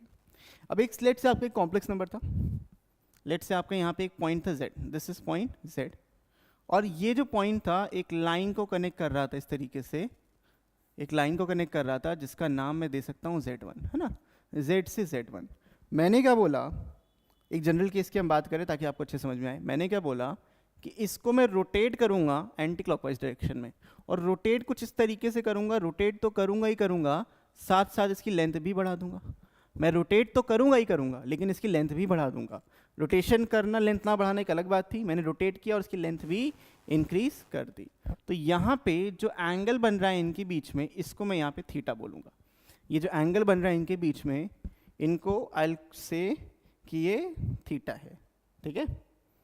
तो मैं क्या कर रहा हूँ, मैं कर रहा हूँ rotation of z1, I am saying कि I am doing rotation of z1, rotation of z1 about z2, rotation कर रहे हैं z1 का अबाउट z2, एंड लेंथ भी चेंज कर रहे हैं, rotation of z1 about z2 with change in length, with change in length. तो एक जनरल केस ले रहे हैं, आप कोई भी एग्जाम्पल लेके कर सकते हो बड़े आराम से, बहुत ईजी का टॉपिक्स है। अब एक चीज़ बस याद रखना, अगर आपने एंटी क्लॉकवाइज मूवमेंट करी, अगर आपने एंटी क्लॉकवाइज रोटेशन किया, अगर आपने एंटी क्लॉकवाइज रोटेशन किया हुआ है तो आपका जो थीटा आएगा वो पॉजिटिव आएगा, ठीक है। ये तो बेसिक सी बातें। और अगर आपने क्लॉकवाइज रोटेशन करी तो आपका जो थीटा आएगा वो नेगेटिव आएगा, ठीक है। अच्छा एक चीज़ और, इससे नेगेटिव पॉजिटिव से एक चीज़ याद आई। ओके अभी हम यहाँ पे आर्ग्यूमेंट पढ़ रहे थे, वी वर स्टडीइंग आर्ग्यूमेंट, कहाँ गया, हाँ ये रहा। देखो ये आर्ग्यूमेंट की हम बात कर रहे थे। एक इसमें एक चीज़ और होती है जिसको हम लोग बोलते हैं एम्पलीट्यूड, एक इसमें चीज़ और होती है जिसको हम लोग बोलते हैं एम्पलीट्यूड। तो एम्पलीट्यूड को हम जनरली इस तरीके से लिखते हैं, एम्पलीट्यूड ऑफ z। अब जो एम्पलीट्यूड ऑफ z होता है वो होता यही है, लेकिन ये जो डिफाइंड होता है ये हमेशा माइनस पाई से पाई के बीच में डिफाइन होता है, माइनस पाई से पाई के बीच में ये डिफाइन होता है। तो दिस इज द बात ऑफ एम्पलीट्यूड। तो जैसे कि भाई कोई भी क्वेश्चन की हम बात करें, जैसे कि यहाँ पे देखो ये 5π/4 था, तो हम इसमें एंटी क्लॉकवाइज डायरेक्शन में जा रहे थे, लेकिन हमें माइनस पाई लेना है, तो हम कहेंगे कि ये वाला जो डायरेक्शन है ये -3π/4 हो जाएगा, -3/4। मतलब जो भी आंसर होने, ये तुम्हारा क्या है, ये तुम्हारा एम्पलीट्यूड है, दिस इज योर एम्पलीट्यूड, ठीक है, एम्पलीट्यूड ऑफ z। तो ये चीज़ समझ लो कि आंसर पाई से माइनस पाई के बीच में अगर आपसे कोई पूछ ले, मतलब एम्पलीट्यूड पूछ ले, तो आपको आंसर जो देना है पाई से माइनस पाई के बीच में देना है और कुछ भी नहीं, ठीक है। ये बात समझ में आ गई। अब यहाँ पे थीटा थीटा आपको समझ में आया कि क्लॉकवाइज जाओगे तो नेगेटिव होगा, एंटी क्लॉकवाइज जाओगे तो पॉजिटिव थीटा आपको देखने को मिलेगा। इसमें आता है फिर एक रोटेटिंग फैक्टर, ये निकालना बड़ा आसान है। रोटेशन फैक्टर बोलो, रोटेटिंग फैक्टर बोलो, सेम चीज़ है। रोटेटिंग फैक्टर ये जो होता है वो होता है e की पावर आई थीटा, मतलब जो अभी हम कर रहे थे ऑयलर्स फॉर्म का, वही जो है e की पावर आई थीटा, वही इसका रोटेटिंग फैक्टर आएगा। तो आपको निकालना क्या, आपको सिर्फ ये थीटा निकालना है और रोटेटिंग फैक्टर आपका तुरंत यहाँ पे बन गया। अब रोटेटिंग फैक्टर के बाद क्या सर, रोटेटिंग फैक्टर के बाद आप सीधा रोटेशन निकाल सकते हो कि रोटेशन जो हुई है वो हुई कैसे। तो जो रोटेशन हुई है वो हुई है Z2 - Z divided by mod of, जो ऊपर निकाला है वही लिख दो, Z2 - Z। तो बेसिकली हम कर क्या रहे हैं, हम इसका यूनिट लेंथ निकाल लें, हम इसका देखो यूनिट लेंथ निकाल लें, इसके अबाउट रोटेट करें। समझो इसको कि भाई जो Z1 है, Z1 - Z किया हमने, Z1 - Z किया और उसका यूनिट वेक्टर निकाला। समझो Z1 - Z यानी कि लेंथ निकाली, और अगर इसके मॉडुलस से मैं डिवाइड कर दूं, Z1 - Z से इसको मैं डिवाइड कर दूं, ठीक है, Z1 - Z इसको डिवाइड कर दिया तो ये कि यूनिट लेंथ आ गई। यूनिट लेंथ को मैं मोड़ सकता हूँ। अब यूनिट लेंथ को I will multiply it with e की पावर आई थीटा, ये रोटेटिंग फैक्टर से मैंने मल्टीप्लाई किया, मुझे एग्जैक्टली ये वाली वैल्यू मिल गई, मुझे एग्जैक्टली ये वाली वैल्यू मिल गई। तो मैं कह सकता हूँ कि ये दोनों वैल्यूज़ आपस में इक्वल हैं। और यही पूरा बच्चों कंसेप्ट है रोटेशन का, यही पूरा कंसेप्ट है रोटेशन का, नथिंग एल्स। तो ये एक जनरल केस मैंने आपको बता दिया है, जनरल केस रोटेशन का कुछ इस तरीके से होता है। I hope this is clear to all of you. बेहतरीन तरीके से समझ में आया कि देखो ये जो है, एक बार और मैं समझा देता हूँ, मुझे बड़ा ये इंटरेस्टिंग चीज़ है। ये जो चीज़ है बेटा, ये आपका यूनिट वेक्टर है अबाउट दिस लेंथ, ये यूनिट वेक्टर है अबाउट दिस लेंथ, और जो ये चीज़ है this is the unit vector around this length. तो इस यूनिट वेक्टर को मैंने e की पावर आई थीटा मतलब रोटेशन फैक्टर से मल्टीप्लाई किया, तो मैं घूम के इधर आ गया हूँ, मैं घूम के इधर आ गया हूँ। अब तुमको जो इसको अगर मैं इससे मल्टीप्लाई कर दूंगा, इसको मैं इससे मल्टीप्लाई कर दूंगा, मुझे पूरी ये चीज़ मिल जाएगी लेंथ इसकी, और Z2 - Z की वैल्यू मिल जाएगी। So this is the concept of rotation जो आपको यहाँ पे समझना था। I hope this is clear to all of you. बहुत अच्छे तरीके से यहाँ मैंने समझाया है, आ तो जाना चाहिए भाई अच्छे से, ठीक है।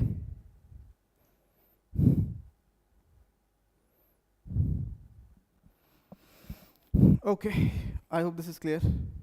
आगे बात कर लेते हैं एक नए थ्योरम की, आगे बात करेंगे नए थ्योरम की, जिसको हम लोग बोलते हैं डी मॉइवर्स थ्योरम। इसको हम लोग बोलते हैं डी मॉइवर्स थ्योरम।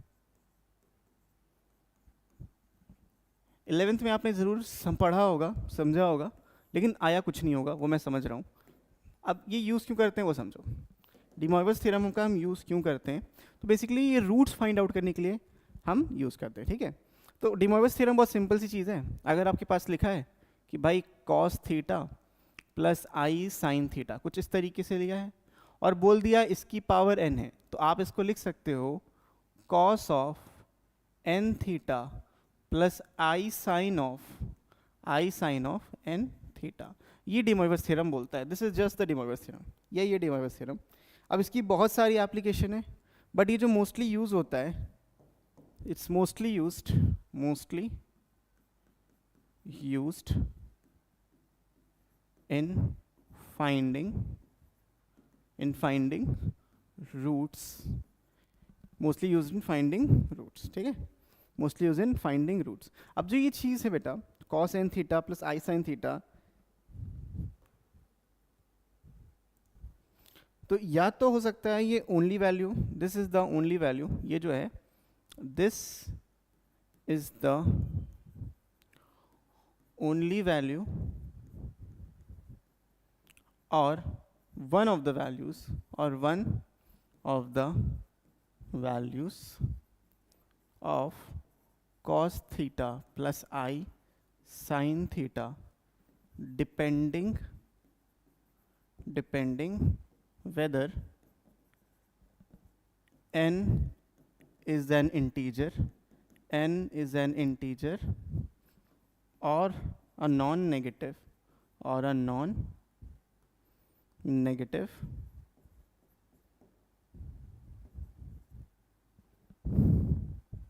या ऐसे कह सकते हो नॉन इंटीजर रैशनल नंबर। एक रैशनल नंबर होना चाहिए, भले इंटीजर हो या ना हो, तो ये केस तभी वैलिड होगा। अब समझो, इससे रूट्स तो हम फाइंड आउट आराम से कर सकते हैं, लेकिन रूट्स फाइंड आउट करने से पहले डिमॉर्गन्स थ्योरम बेसिक सी चीज़ है, डायरेक्टली आप इसकी एप्लीकेशन पे ध्यान सकते हो, ठीक है। अब हम बात करेंगे बहुत ही ज़्यादा इंपॉर्टेंट टॉपिक की, that is cube roots of unity. Cube root of unity, ठीक है। यूनिटी मतलब वन। तो अगर आपको कभी भी ऐसा एक्सप्रेशन दिया होगा, कभी बहुत बार आपने इस चीज़ को देखा है कि एक्स क्यूब की जो वैल्यू है वो वन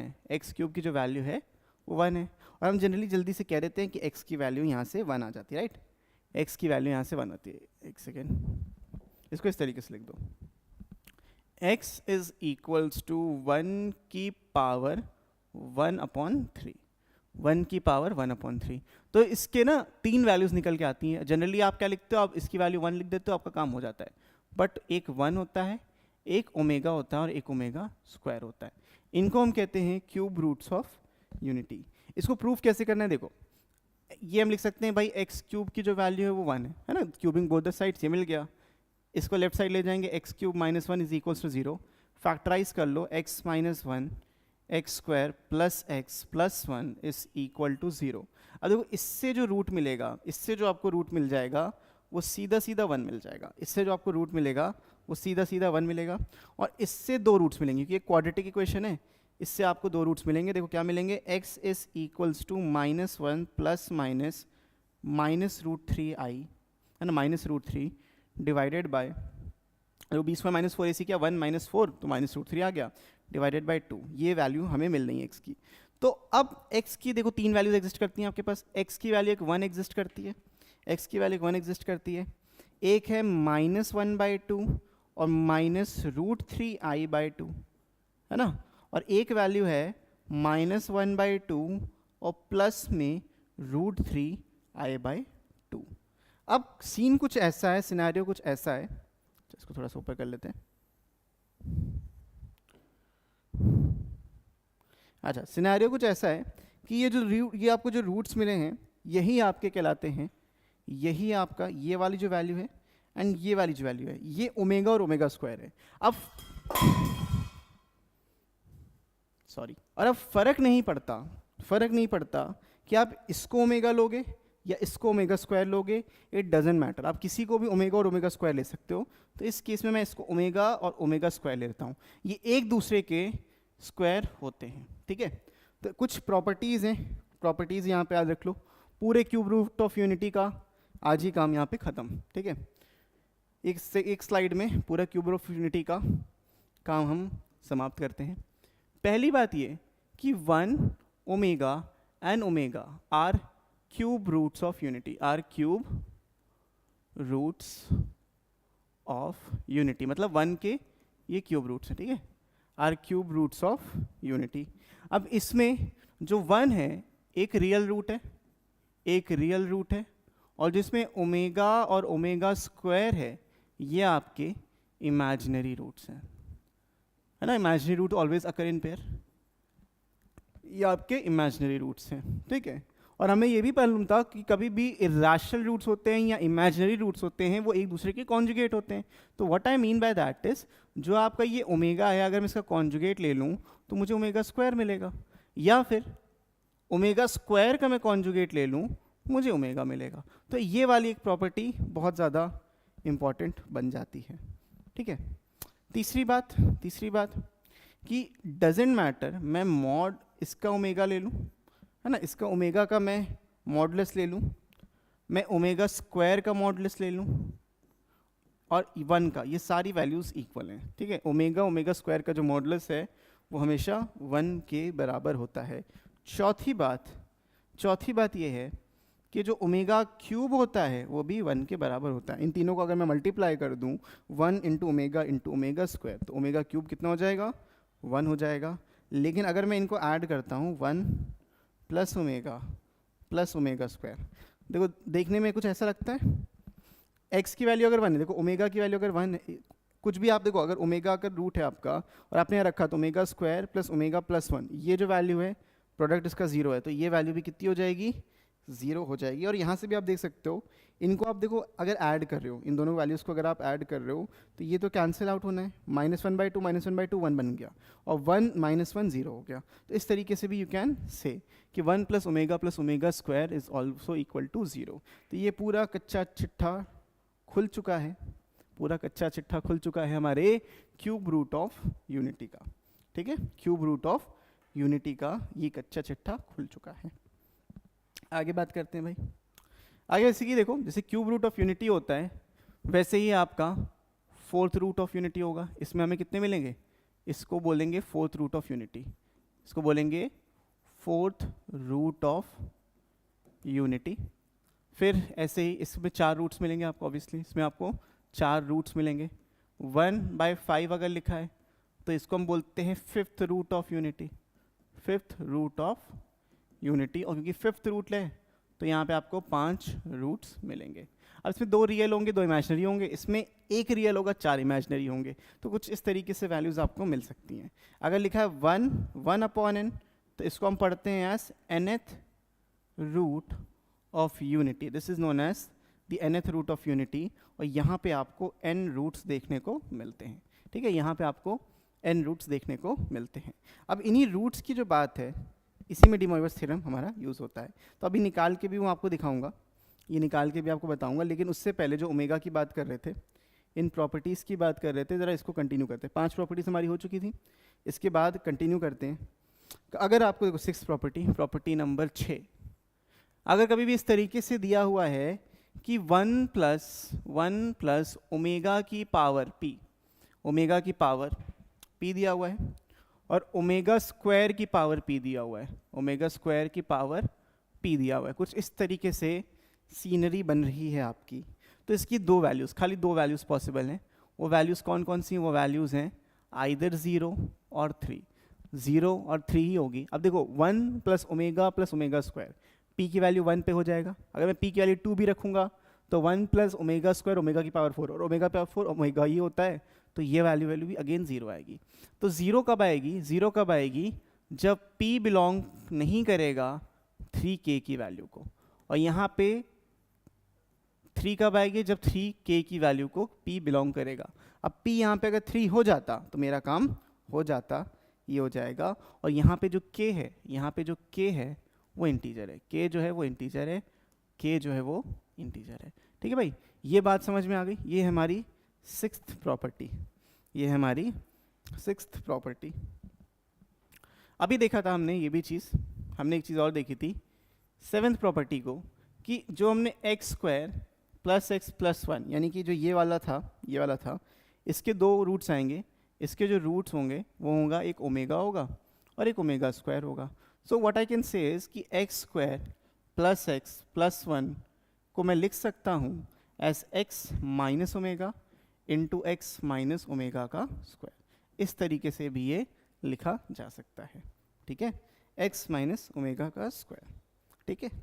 8th प्रॉपर्टी, और ये ज्योमेट्रिकल मीनिंग पे बेसिकली बेस्ड है, कि देखो 1 ओमेगा एन ओमेगा स्क्वायर, ये जो हैं इनके कोऑर्डिनेट्स हैं, देखो 1, ये जो कहाँ गए कोऑर्डिनेट्स हैं आपके, x = 1 1,0 में ले सकता हूँ, ये -1,2 -√3,2 एंड -1/2 √3/2, ये पॉइंट्स इन प्लेन है, ये आपके जो हैं वो पॉइंट्स इन प्लेन है, ठीक है, this is points in plane.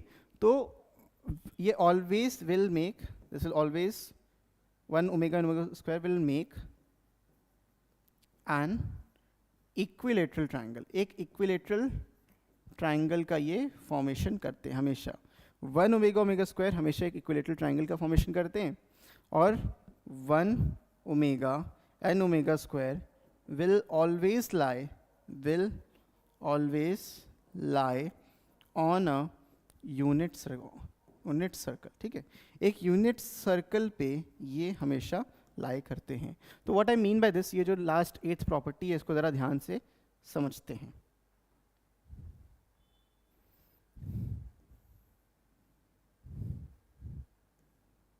देखो, जो आपका पॉइंट 1 है वो 1,0 हम कुछ इस तरीके से लिख सकते हैं, this is point 1।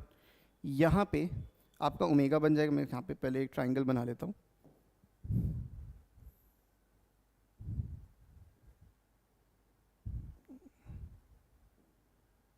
Just a second, या बेटर,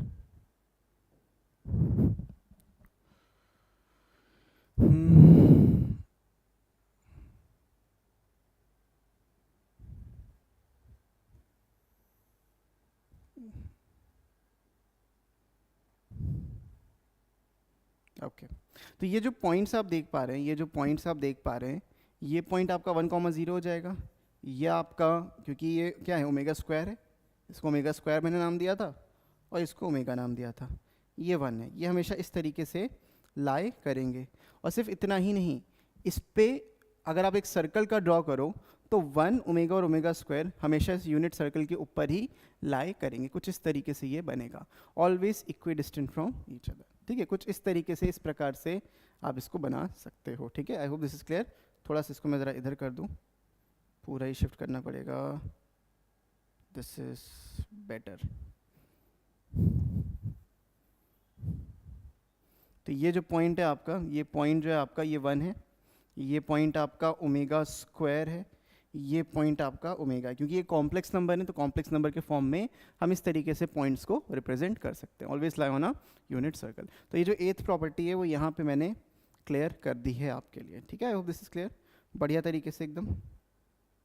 अब डी मोइवस थ्योरम से आप किसी भी चीज़ का रूट निकाल सकते हो। जैसे हम यहाँ पे रूट्स की बात कर रहे थे, 4th रूट और nth रूट, तो let's calculate the nth root of unity. Let's calculate the nth root of unity, nth root of unity. Coding हो रही है, okay. Let's calculate the nth root of unity, इसको calculate करते हैं। अब देखो, इंटरेस्टिंग टॉपिक है, हम इसको जनरली ना उससे सॉल्व करेंगे, डी मोइवस थ्योरम से। Will solve it with de Moivre's theorem. अब अगर मैं z की बात करूं, मैं किसी भी नंबर को, मैंने बोला मैं किसी भी नंबर को लिख सकता हूं something like this as a complex number. मैं किसी भी नंबर को लिख सकता हूं एज अ कॉम्प्लेक्स नंबर। तो इसको I can write it as cos theta plus i sine theta, इस पूरे की पावर 1/n, क्योंकि मॉडुलस करोगे तो 1 ही आएगा, उससे कोई फर्क नहीं पड़ता, ठीक है, ये आ जाएगा। और इसको सिमिलरली, ओके, cos थीटा देखो कैसे ये 1 बनना है, ये 1 कैसे बनेगा, ये 1 बनेगा जब इमेजिनरी पार्ट इसमें नहीं हो। इमेजिनरी पार्ट ना होने का मतलब क्या है, ये थीटा या नहीं होगा, थीटा नहीं होगा, थीटा की जगह क्या होगा, ये 0 डिग्री होगा, this is 0 degree and this is also 0 degree. तो 1 बनाना है तो cos 0 1 हो जाएगा, और ये तो 0 हो जाएगा, 0 इंटू आई। तो इसको मैं इस तरीके से लिख सकता था, एग्जैक्टली सेम वैल्यू मेरे को मिल रही है, ठीक है। तो this can also be written as cos of 0 plus 2k pi and plus में i sin 0 plus 2k pi, ठीक है। इस पूरे की पावर 1/n, इस पूरे की पावर जो है वो होगी 1/n, इस तरीके से, इस पूरे की पावर 1/n। तो डी मोइवस थ्योरम को यूज़ करने के लिए हमें यहाँ पे करना ही पड़ता है। तो हमने किया क्या, अब तक जो किया पहले उसको लिख लेते हैं। हमने यहाँ पे पहले तो पोलर फॉर्म में कन्वर्ट किया, we converted into polar form. अब पोलर फॉर्म से मेरा काम ना चलता तो मैंने क्या किया, आर्ग्यूमेंट में 2k पाई को अप्लाई किया, है ना, कि मैंने क्या किया, add 2k pi to argument, है ना। इसके बाद I can apply De Moivre's theorem. I can apply De Moivre's theorem, ठीक है. De Moivre's theorem मुझे यहाँ पे अब अप्लाई करना है. तो देखो होगा क्या, जीरो से तो कोई फर्क पड़ेगा नहीं, लेकिन अब यहाँ पे जो n है वो आके डिवाइड हो जाएगा, जो यहाँ पे n है वो आके डिवाइड हो जाएगा. तो this becomes cos of 2k pi upon n plus i sine 2k pi upon n. ये वैल्यू हमें मिल गई इससे, ठीक है. ये क्या है, ये अभी भी क्या है, कॉम्प्लेक्स नंबर ही तो है. This is just a complex number जो जनरल फॉर्म में है, ठीक है. अब अगर हम k की वैल्यू रखते हैं, अगर मैं k की वैल्यू रखूंगा मुझे सारे रूट्स मिल जाएंगे. इसके बाद क्या करना है, put all values of k, put values, यहाँ पे लिख लेते हैं, यहाँ पे लिखेंगे put values of k. Put values of k कहाँ से शुरू होगा, 0 से, 1 से, 2, 3 एंड सो ऑन. और जो लास्ट मेरा रूट होगा वो n-1 होगा, जो आखिरी रूट होगा वो n-1, क्योंकि देखो n रूट्स हैं. किसी भी चीज़ को लिखोगे, जैसे पावर 3 थी तो 0 से शुरू होगा, 0, 1 एंड 2, लास्ट में ओमेगा स्क्वायर आया था, रिमेंबर लास्ट में ओमेगा स्क्वायर आया था. तो उसी तरीके से अगर मैं यहाँ पे k की वैल्यू रखता जाऊँगा मुझे मेरे रूट्स की वैल्यू मिलती जाएगी. तो अगर मैं इसको इस तरीके से लिखता हूँ, देखो समझो, if I put k is equal to 0, है ना, k को अगर मैं यहाँ पे 0 रखता हूँ तो यहाँ पे ये तो 0 हो जाएगा, ये भी 0 हो जाएगा. तो पहला जो रूट मुझे मिलेगा, मुझे जो z की वैल्यू मिलेगी यहाँ से वो मिलेगी cos 0 प्लस i साइन 0, है ना, प्लस i साइन 0, जो एक्चुअल में 1 होती है, राइट. अभी देखा था एक रूट तो हमेशा ही होगा, 1 होगा. k को अगर मैं 1 रखता हूँ, समझो अगर मैं k को 1 रखता हूँ तो ये मिल जाएगा cos of 2 pi upon n, cos of 2 pi upon n, 2 pi upon n plus i sine 2 pi upon n. तो इसका जो रूट होगा मैं इसको अल्फा बोलूँगा. तो इस तरीके से मैं k की वैल्यू रखता जाऊँगा. k को मैंने 2 रखा तो ये मिल जाएगा cos of 4 pi upon n plus i sine 4 pi upon n. This can be written as alpha square. तो ये जो 1 अल्फा स्क्वायर आता जा रहा है ये रूट्स ही आते जा रहे हैं. अब ये वैल्यूज चलती जाएंगी जब तक मैं k की वैल्यू लास्ट में n-1 नहीं रखता. So if I put n-1 तो एक जनरल फॉर्म देखो मैं क्रिएट कर सकता हूँ, cos of 2 n-1 pi divided by n, है ना, प्लस i साइन 2 n-1 पाई, और ये n हो जाएगा. और ये जो रूट आएगा ये अल्फ़ा की पावर n आ जाएगा. ये जो रूट आएगा ये अल्फ़ा की पावर n-1 आ जाएगा, सॉरी अल्फ़ा की पावर n-1. तो ये रूट्स मेरे को मिल रहे हैं, ठीक है. तो यहाँ से सारे के सारे रूट्स मिल जाएंगे.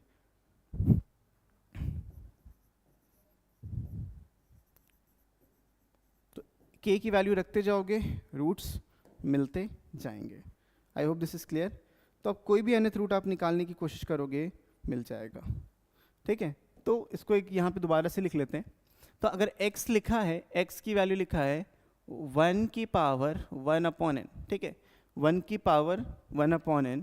इसके रूट्स होंगे हैज़ n रूट्स, इसके रूट्स होंगे n रूट्स होंगे. और वो रूट्स क्या होंगे, 1 होगा, अल्फ़ा होगा, अल्फ़ा स्क्वायर होगा, अल्फ़ा क्यूब होगा, अनलेस लास्ट रूट अल्फ़ा की पावर n-1 नहीं आ जाता. तो ये आपके nth रूट होंगे. और nth रूट की प्रॉपर्टी वही होगी जैसे अभी हमने क्यूब रूट ऑफ यूनिटी की पढ़ी थी, वही प्रॉपर्टीज़ यहाँ पे होंगी. पहली चीज़, पहली प्रॉपर्टी, देखो प्रॉपर्टीज़ की बात कर रहे हैं. पहली प्रॉपर्टी ये है कि इन सब का सम 1 plus alpha square plus alpha का क्यूब प्लस अल्फ़ा की पावर n-1, इन सब का सम जो होगा वो 0 के बराबर होगा. ये बात याद रख लो. दूसरी बात यहाँ पे देखो, जो आपके रूट्स हैं 1 है, अल्फ़ा स्क्वायर है, जो आपके रूट्स हैं वो जीपी में, हैं, लेकिन जो आपके एंगल्स हैं 0, 2 pi by n, 4 pi by n, है ना, 2n-1, तो ये जो है वो एक एपी में है. तो रूट्स यहाँ पे जीपी में हैं लेकिन जो आर्ग्यूमेंट है वो एपी में है ना. तो यहाँ पे 1 अल्फ़ा स्क्वायर अल्फ़ा क्यूब से लेके अल्फ़ा की power n-1 are in GP, ये किस में है roots, roots are in GP and argument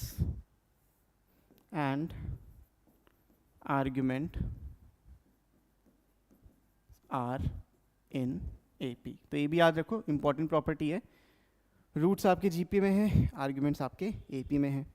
तीसरी प्रॉपर्टी, अल्फा की पावर एन ये हमेशा 1 होता है, अल्फा की पावर एन ये हमेशा 1 होता है। फोर्थ प्रॉपर्टी जैसे कि देखो यहाँ पे हमने क्यूब रूट में पढ़ा था कि एक यूनिट सर्कल पे लाई करेंगे, एक ट्रायंगल बन रहा था, 3 साइड्स थी तो एक पॉलीगन बना था, मतलब 3 रूट्स थे तो पॉलीगन बना था विथ 3 वर्टेक्स ना, फिर 3 साइड्स ही बोल सकते हो। अगर 3 रूट्स थे तो 3 साइड का पॉलीगन भी बना था। तो जो हमारे ये n रूट्स हैं, 1 alpha, alpha square, alpha cube, ये अल्फा की पावर n तक will lie on a regular polygon, will lie on a regular polygon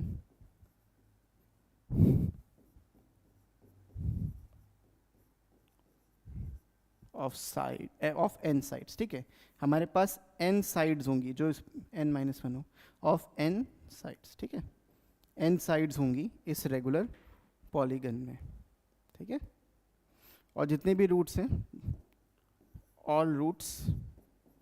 all roots will lie on a unit circle। तो जैसे आप क्यूब रूट ऑफ यूनिटी को करते हो उसी में ऐसा कर सकते हो। अब ये जो पॉलीगन है, देखो कैसा पॉलीगन बनेगा। मल्टीपल साइड आपको पॉलीगन बनाना है तो कुछ इस तरीके से बनेगा। आपका कोऑर्डिनेट एक्सिस है, these are your coordinate axis, और एन साइडेड पॉलीगन बनेगा। देखो ये साइड हो गई, ये साइड हो गई, फिर ये साइड हो गई, फिर ये हो गया, है ना। ऐसे आपकी n साइड्स बनती रहेंगी, n साइड्स, ये जो है आपकी टोटल n साइड्स हैं। तो कुछ इस तरीके से ये पॉलीगन का क्रिएशन होगा डिपेंडिंग अपॉन द रूट्स। तो ये आपका देखो 1 हो गया, ये अल्फा हो गया, अल्फा स्क्वायर हो गया, अल्फा क्यूब हो गया, and so on so fourth, है ना, अल्फा की power 4 and so on so fourth. Last में जो आपका होगा वो अल्फा की पावर n-1 होगा। तो जितने भी रूट्स होंगे सब इस यूनिट सर्कल के ऊपर ही लाई करेंगे। ठीक है, जैसे कि इस पे प्रॉपर्टी थी और क्यूब रूट यूनिट प्रॉपर्टी थी। 6 प्रॉपर्टी क्या थी भाई? 6 प्रॉपर्टी ये थी, जैसे ओमेगा की बात कर रहे थे, है ना, तो उसमें 6 प्रॉपर्टी कुछ इस तरीके से हमने लिखी थी कि 1 प्लस अल्फा की पावर p, है ना। जनरली हमने अल्फा स्क्वायर की पावर p ले लिया था, अल्फा क्यूब की पावर p, और इस तरीके से ये प्लस में चलता रहेगा और अल्फा की पावर n-1 की पावर p आ जाएगा, राइट, कुछ इस तरीके से। तो इसकी भी 2 वैल्यूज पॉसिबल है। देखो इसकी भी 2 वैल्यूज पॉसिबल हैं, या 0 होगी या तो n होगी, 2 वैल्यूज पॉसिबल हैं। अब वो कब होगी 0 तब होगी जब p होगा नॉन मल्टीपल ऑफ n, और ये तब होगा जब p होगा मल्टीपल ऑफ n के लिख लो, कोई दिक्कत नहीं है। p होगा नॉन मल्टीपल ऑफ n और n k का, ठीक है, और दोनों में k बिलोंग्स टू इंटीजर है, ये वाली बात याद रखेंगे। ओके, और जैसे कि मैंने बोला कि ओके, 7th प्रॉपर्टी, अल्फा की पावर x की पावर n अगर ये 1 था, x की पावर n अगर ये 1 था, या -1 इज इक्वल्स टू 0, इस तरीके से लिख सकते हैं। तो इसके रूट्स थे ना, 1 था, अल्फा था, एंड बहुत सारे जाके अल्फा की पावर n-1 थे, ये रूट्स थे। तो एक साथ ही लिख लो, ज़्यादा बेटर है। वेट, इसके जो रूट्स आएंगे वो आएंगे 1 alpha, alpha square, so on, alpha की पावर n-1। तो मैं क्या कह रहा हूँ, मैं ये कह रहा हूँ कि अगर मेरे को लिखना होगा x की पावर n-1 को फैक्टराइज करके, तो this can be written as x-1, x minus alpha, x minus alpha square, x minus alpha का क्यूब, x माइनस अल्फा की power 4 and so on till x minus alpha की power n-1। तो ये इसके बराबर हो जाएगा, ये इसके बराबर हो जाएगा, ठीक है। I hope this is clear to all of you. ये हमने बात कर ली nth रूट ऑफ यूनिटी की। आगे बात करते हैं ज्योमेट्री की, थोड़ी बहुत ज्योमेट्री भी है, जैसे इन सेंटर, ऑर्थो सेंटर, वो सब होता है, वो सब है इसमें। तो let's talk about geometry of complex number. Geometry of complex number. Distance formula मैंने आपको बता ही दिया, डिस्टेंस फॉर्मूला बता दिया है। अब डिस्टेंस फॉर्मूला अगर आपको पता है, सेक्शन फॉर्मूला भी पता होगा, बहुत डिफिकल्ट नहीं है। डिस्टेंस फॉर्मूला तो क्लियर है ना, डिस्टेंस फॉर्मूला में कोई दिक्कत नहीं है। सो पहली चीज़ क्या है? पहली चीज़ है डिस्टेंस फॉर्मूला, बता ही देते हैं यार। तो पहली चीज़ है आपकी डिस्टेंस फॉर्मूला। डिस्टेंस फॉर्मूला क्या कहता है? देखिए भाई, देखो ये आपके पास आर्गन प्लेन है, ये आपका Z1 था, ये आपका Z2 था। अगर आपको ये डिस्टेंस निकालना है, अगर आपको ये डिस्टेंस निकालना है, ये पॉइंट A है, ये पॉइंट B है, अगर आपको ये पॉइंट डिस्टेंस AB निकालना है, तो this distance AB is nothing but Z2 minus Z1। ठीक है, this distance AB is nothing but Z2 minus Z1। ये है डिस्टेंस फॉर्मूला। दूसरी बात करेंगे सेक्शन फॉर्मूला की। अब सेक्शन फॉर्मूला में भी देखो दो प्रकार की चीज़ें होती है, सेक्शन फॉर्मूला में भी दो प्रकार की चीज़ें होती हैं, वो दोनों ही चीज़ें यहाँ डिस्कस करते हैं। लेट्स से आपके पास ये पॉइंट था ए बी पॉइंट है आपके पास, और ये जो पॉइंट P है, ये जो पॉइंट P है, इसको m/n के रेशियो में डिवाइड कर रहा है, ये इंटरनल डिवीजन हो रहा है। और ऐसे ही आपकी एक ए बी लाइन है, ऐसे एक भी लाइन है, और एक पॉइंट P है, इसको एक्सटर्नली डिवाइड कर रहा है। तो यहाँ से यहाँ तक की जो लेंथ है वो m है, और यहाँ से यहाँ तक की जो लेंथ है वो m है, मतलब m/n में यहाँ भी ये डिवीजन आपका हो रहा होगा। तो पहला जो केस है ये इंटरनल डिवीजन का केस है। ये जो केस है आपका, ये आपका इंटरनल डिवीजन का केस है, और ये वाला जो केस है ये आपका एक्सटर्नल डिवीजन का। ठीक है, अब द ओनली डिफरेंस जो नॉर्मल रियल नंबर उसमें कि यहाँ पे कॉम्प्लेक्स नंबर है, ये Z1 हो गया, ये आपका Z2 हो गया, ये आपका Z1 हो गया, ये आपका Z2 हो गया, और आपको ये पॉइंट Z निकालना है, ये आपको पॉइंट Z निकालना है। ठीक है, जो पॉइंट है वो Z पॉइंट है, आपको ये कैलकुलेट करना है। तो वो कैलकुलेट करने के लिए क्या करोगे, यहाँ पे Z निकालने के लिए जस्ट राइट, देखो just write, Z can be written as m times of Z2, m times of Z2 plus में n times of Z1 divided by m plus n, है ना। तो क्रॉस मल्टीप्लाई करना था, कोई इतना कुछ खास वाली बात नहीं थी, है ना, डरने वाली बात नहीं है। यहाँ पे Z निकालने के लिए what you have to do, अब m टाइम्स ऑफ Z2, है ना, जो बड़ी वैल्यू है उसके साथ m times of Z2 minus n times of Z1 divided by m minus n। तो बड़ी वैल्यू से छोटी वैल्यू माइनस करो, आप फायदे में रहोगे। तो ये वैल्यू भी इस तरीके से आ जाएगी। तो इजी है, section formula is quite easy, कैसे निकालना है समझ में अच्छे से आ रहा होगा, क्लियर है। तो पॉइंट P यहाँ पे इस तरीके से निकलेगा, चाहे आपका एक्सटर्नल डिवीजन हो रहा हो, चाहे आपका इंटरनल डिवीजन हो रहा हो। तो ये डिस्टेंस फॉर्मूला और सेक्शन फॉर्मूला हमने समझ लिया। लेकिन सिर्फ इतना नहीं होता, जैसे ट्राइंगल्स पे हम वर्क करते हैं तो ट्राइंगल्स के बारे में भी कुछ बातें कर लेते हैं। लेट्स टॉक अबाउट ट्राइंगल्स, ठीक है।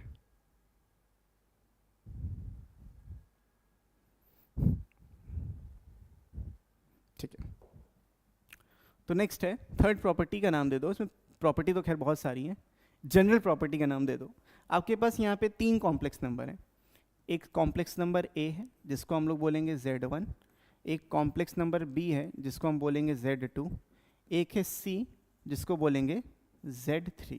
अब यहाँ पे जो A के सामने साइड होती है, इस साइड को बोलते हैं स्मॉल a, B के सामने साइड को स्मॉल b, और C के सामने साइड को स्मॉल c।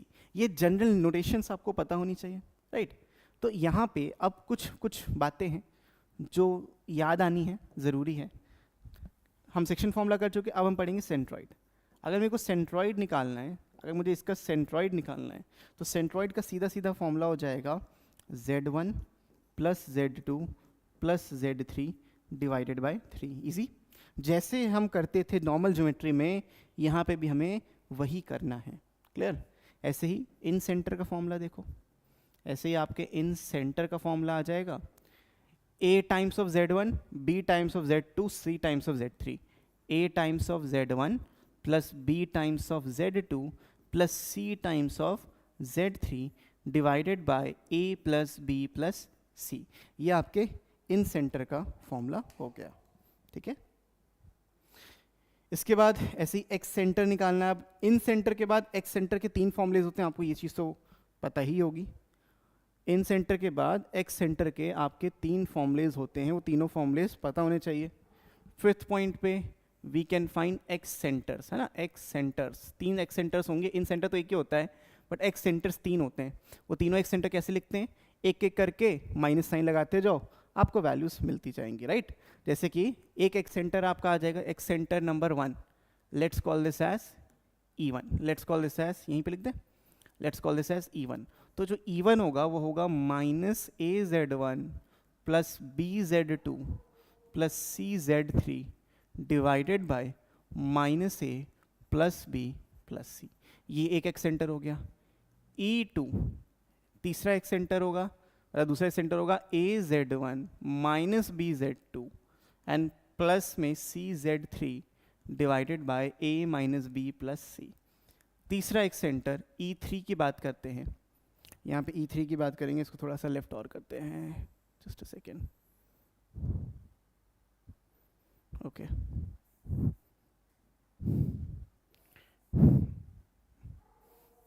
ओके, यहाँ पे E3 भी लिख लेते हैं। एक सेंटर्स के बाद हमारे पास बचेगा ऑर्थो सेंटर, सर्कम सेंटर आ जाएगा। वैसे E3 में क्या लिखोगे, देखो E3 की अगर हम बात करें तो AZ1 plus BZ2 minus CZ3 divided by A plus B minus C, ये आपके एक्स सेंटर्स आ गए। सिक्स्थ आपका ऑर्थो सेंटर है, ऑर्थो सेंटर निकालना है। अब अगर ऑर्थो सेंटर निकालना है, देखो ये भी आसान है। ऑर्थो सेंटर में हमें क्या यूज़ करते हैं, टैन यूज़ करते हैं, तो भाई टैन का यूज़ करेंगे। ऑर्थो सेंटर विल बी, थोड़ा सा नीचे करके लिख लेते हैं इसको, okay. So ortho centre will be, यहाँ पे लिख देते हैं tan A into Z1 plus tan B into Z2 plus tan C into Z3 into Z3, ठीक है। ये हो जाएगा divided by tan A plus tan B plus tan C, ये हो जाता है आपका ऑर्थो सेंटर। सेवेंथ चीज़ है जो आपका, that is known as circumcentre. Circumcentre, तो circumcentre can be calculated, circumcentre can be calculated sine of 2A Z1 plus sine of 2B Z2 plus sine of 2C Z3 divided by sine 2A sine 2B and sine 2C। तो ये values आपकी सबकी आ जाएंगी, सारे geometrical centres मैंने यहाँ पे आपको बता दिए, ठीक है। तो इसी के साथ हमने सारे कंसेप्ट्स, हमने सारे फॉर्मूलाज और सब कुछ कॉम्प्लेक्स नंबर का रिवाइज कर लिया है बहुत ही बेहतरीन तरीके से। सो आपके ऊपर बस आप रिवीजन आप कैसे करते हो, क्वेश्चंस हम करेंगे ऑब्वियसली जेईई मेंस के प्रीवियस ईयर। तब तक के लिए keep practising, keep learning, take care and bye bye.